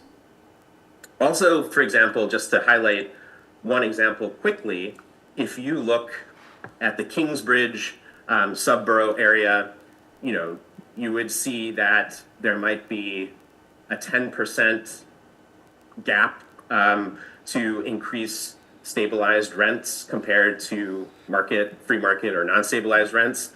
But yet 91%, obviously this is from several years ago, so we might expect that number to be somewhat less, but the rental housing market in these neighborhoods is the stabilized market. And so there's no meaningful other market for comparison or even to go towards in terms of rent increases in improving building revenues. And so when we talk about a free market, I think that we have to understand that in many of our submarkets where rents are set and demand is activated, that there's not a thing of a free market. Like even if you deregulated all of the units, you wouldn't actually get that kind of rent growth.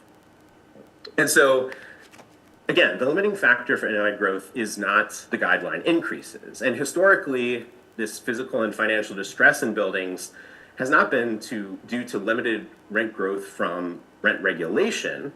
So during another period of rapid inflation, Assemblymember Andrew Stein testified in 1974 about the effects of that what was then the recent period of a 1-year kind of unqualified vacancy decontrol experiment across New York State, which was implemented right on the rationale that it would combat abandonment, which instead led actually what Assemblymember Stein was referring to, led to increases concentrated in the rental markets that actually allowed the most room for rent increases, which is not the poorest neighborhoods. It's not the neighborhoods where the cash flows are thinnest and where abandonment at the time was most severe, but actually was in the middle income neighborhoods where you had actually the space to increase rents.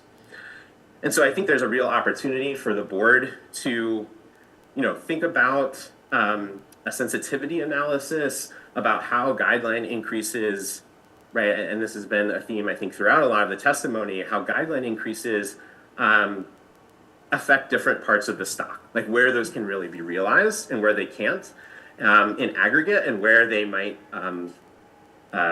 be realized. And so here's an important point, I think, as well, which is that guideline increases are not binding in many places where operating distress is most likely. However, every rent increase, even if they can't be achieved in aggregate that might actually increase building revenues, right? Any rent increase for households in these types of submarkets is very damaging. So the most common age group in the United States to be threatened with eviction is children, 0 to 18.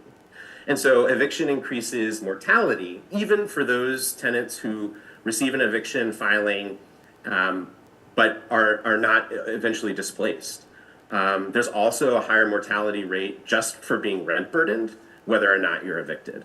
And so I think any rent increase actually directly and harmfully impacts tenant households compared to the impact on building revenues, which is quite diffuse and disparate. The final point I wanted to make is there was an interesting exchange in earlier testimony this year when Sam Stein, I believe, from CSS was commenting on some of the historical practices pre-2019, mostly around using debt as a way to increase profitability in these buildings and potential over leveraging, which would impinge, right, and cause operating problems or drops in NOI. And I think there was an interesting exchange where, right, there was kind of, well, we don't consider debt on the properties, and that's not considered, right, in our income and expense study.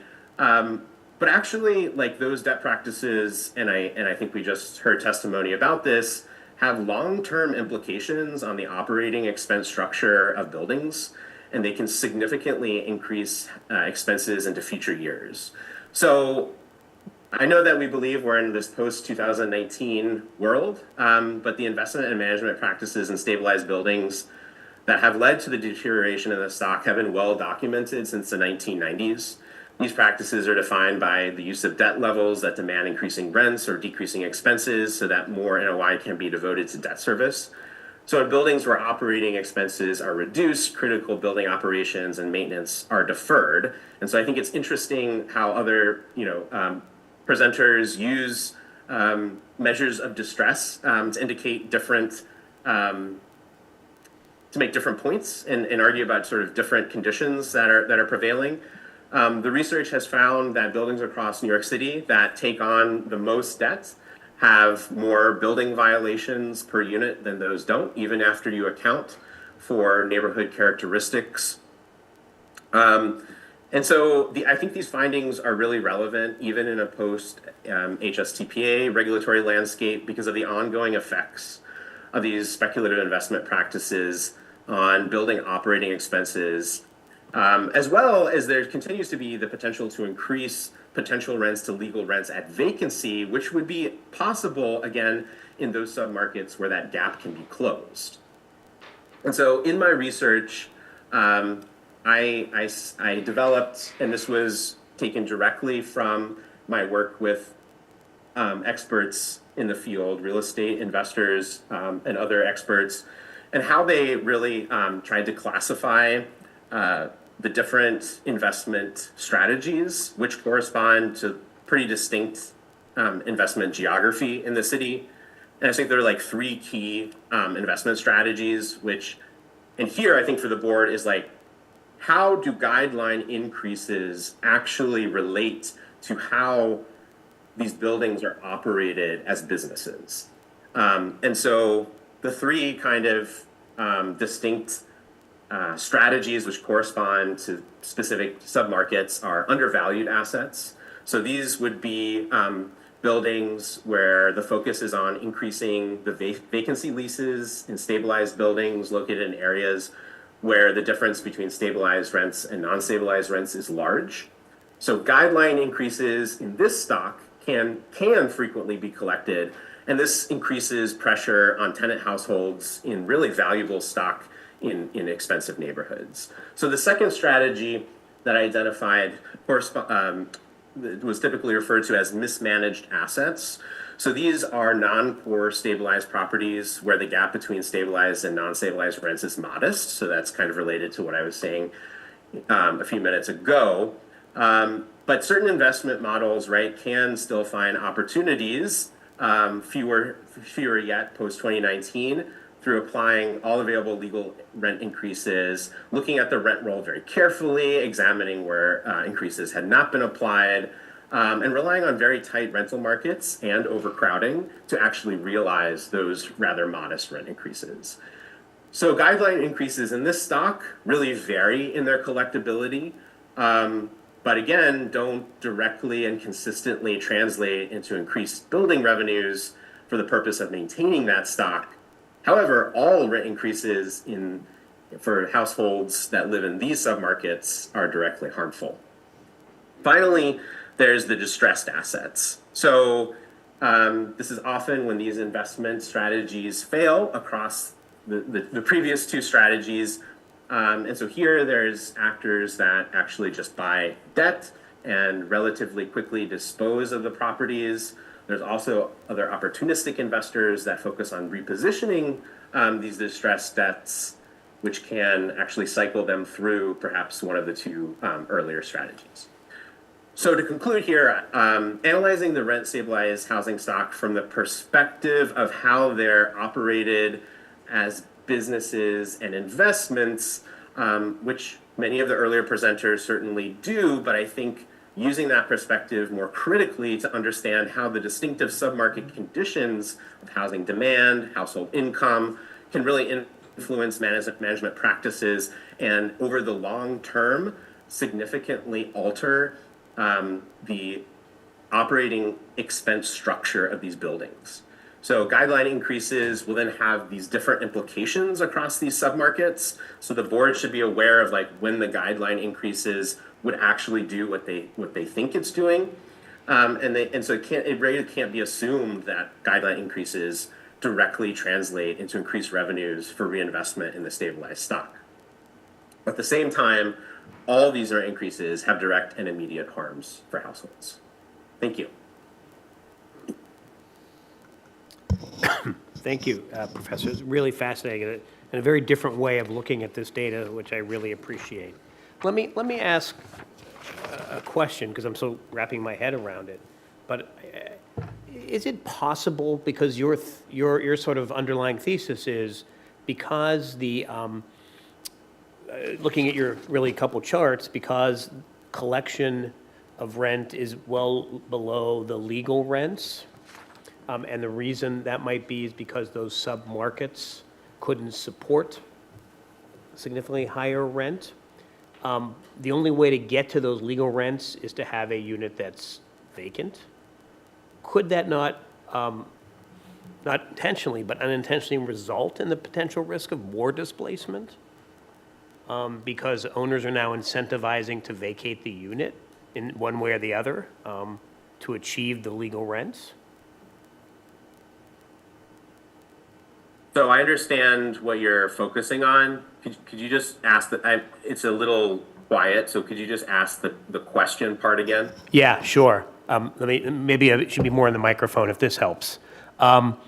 Is it possible that the implications of your analysis to achieve the legal rent, which really is, as you're saying, reflective in so many submarkets of the market rent, but to achieve that, you need to be able to have a new tenant with a new lease?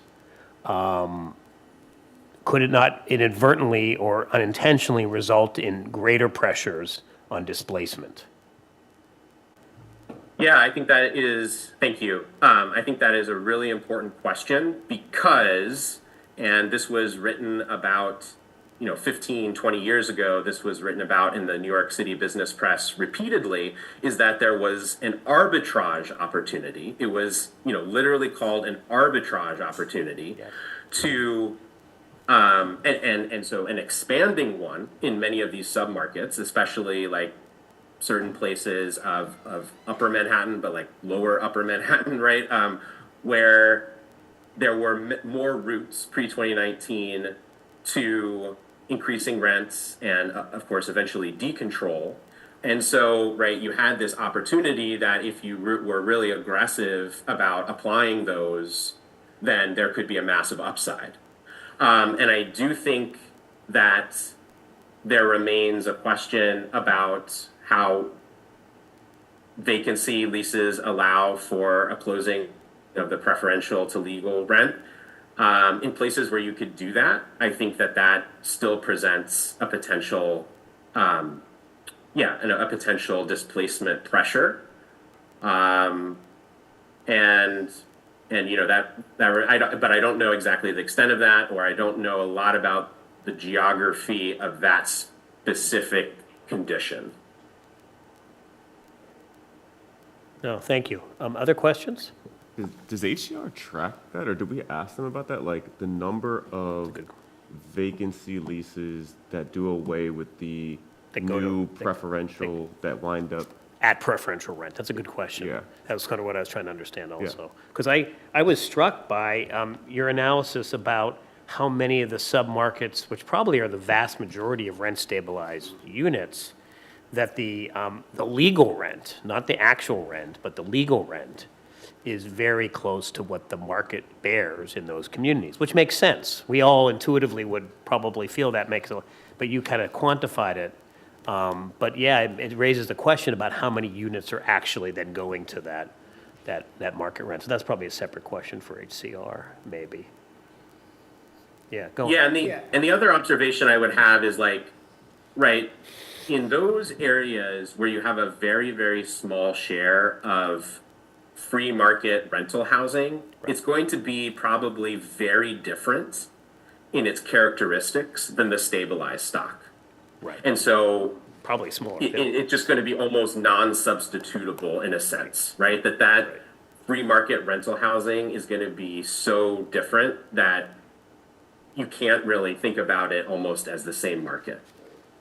That's more of a hypothesis, but I think that makes sense. So I have another question. So it's nice to see another Blaustein planning PhD. And actually, George Sternlieb was on my dissertation committee back in the day. Anyway, one question I have, and I'm not sure I can articulate it well enough, is the gap between preferential rents and the maximum regulated rent. That could, prior to 2019, that could change up to the landlord could decide to adjust the preferential rent sort of at will, as I understand. But then in 2019, essentially the preferential rents were frozen. Those became the basis for future adjustments in the rent increases. And so I guess my question is, do we really know right now to what degree there is a gap? In other words, is it just an artifact of the fact that preferential rents were frozen? That do we really know the extent to which there is this difference between market rents and the preferential rent? And I'm sure I'm not articulating this well enough, but that's my question. Is like if we were to, if we hadn't had HSTPA, do we know to what degree there would be deviation between the maximum allowable rent and the preferential rent? That's about as well as I can put it. Yeah, I think I understand what you're asking, and maybe one note is that the data I present is from 2017, right? So you're looking at a pre-HSTPA scenario, and as I said, I really wish housing vacancy survey hadn't dropped the subborough variable, unless I'm just wrong about that in the last two surveys, but I don't think I am. That's a good question. That really limits our information. So, but I don't know if I can really answer your question, Alex, but there's like three things going on here. There's collected rents, right, from the RPIE. There's contract rents from the housing survey. And so, right, the difference between those two is that the housing vacancy survey doesn't account for collection loss, right? And then there's actually there's four things. And then there's the legal rent, and then there's the housing vacancy survey sort of median rent. And so, I mean, I think the answer is that pre-2019 HSTPA, there definitely was a difference between preferential and legal rents. But it is kind of a complicated thing to analyze because there's different gaps and how they can be real and where they can be realized kind of is different. So I don't know exactly the answer to your question. Hi, this is Alex Armilovich. You may have heard me push back on some of the earlier testimony. I agree with your point about debt service, that healthy NOI is like the economic viability of the underlying asset before its capital structure is determined in its debt equity mix is our concern. But and so you know, I agree with that. And I also think that it makes sense that it's like you know, the profoundly distressed assets, the RGB increases are not, we're never going to improve increases that, you know, we've had testimony from small landlords whose buildings were so far underwater that it was like we could do 5% and it wouldn't, they would have a problem. But otherwise though, I mean, I'm trying to understand the argument that like, so if rent regulation doesn't do anything, and these buildings are just all at market, why don't we just get rid of rent regulation? Like, do you know what I mean? Like how could it be that a rent increase won't do anything and be very harmful at the same time? Or like, you know, should we just get rid of rent regulation because the market's already treating these neighborhoods just fine? Or, you know, like I'm trying to understand those. Yeah. Yeah. No, that's an excellent question, and one that I definitely think you should anticipate when making this kind of argument. And I think it's the exactly right question. I mean, the question is, what good is rent control or any type of rent regulation if it actually isn't binding? And I think the difference here is that there's a difference between the rent regulation being binding in a way that can meaningfully, in aggregate, affect building level income, compared to on an individual household level, right? And again, this is well documented, and so maybe all business practices in these buildings has been reformed post 2019. However, it's well documented that one of the things that guideline increases do is they actually limit the effect of large rent increases as a tenant disciplining measure. And so threats to tenant households for exercising their legal rights through offering rent increases, right, that you might not otherwise. So it can be an individual tool for tenant discipline. And also remember that housing markets are dynamic. And so one neighborhood today where you can't capture the legal rent could actually, in a decade or in less than that, right, be a target for that kind of rent growth. And so it has a protective effect over time as well.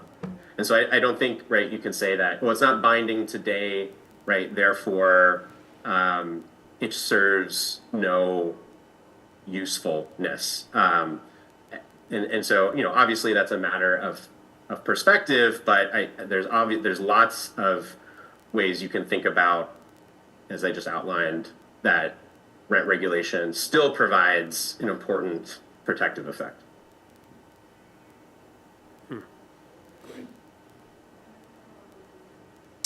All right, well, I think this is really interesting, and we really appreciate your time, Professor.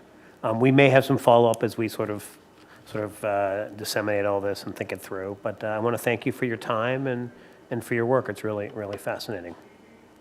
Yeah, thank you all so much, and I, again, really appreciate the accommodation, so Yeah, thanks. absolutely. Thanks for your time. Right, great. You take care now. Thank you. Next time we're in Richmond, we'll come visit. I have family in Richmond, you know. It's a nice city. We're going to just take a very short break, but Brian, we're still going to continue the hearing. So thank you. Just a quick break. It'll be 5 minutes or less, I promise. It's been a long day that we have to sort of figure out.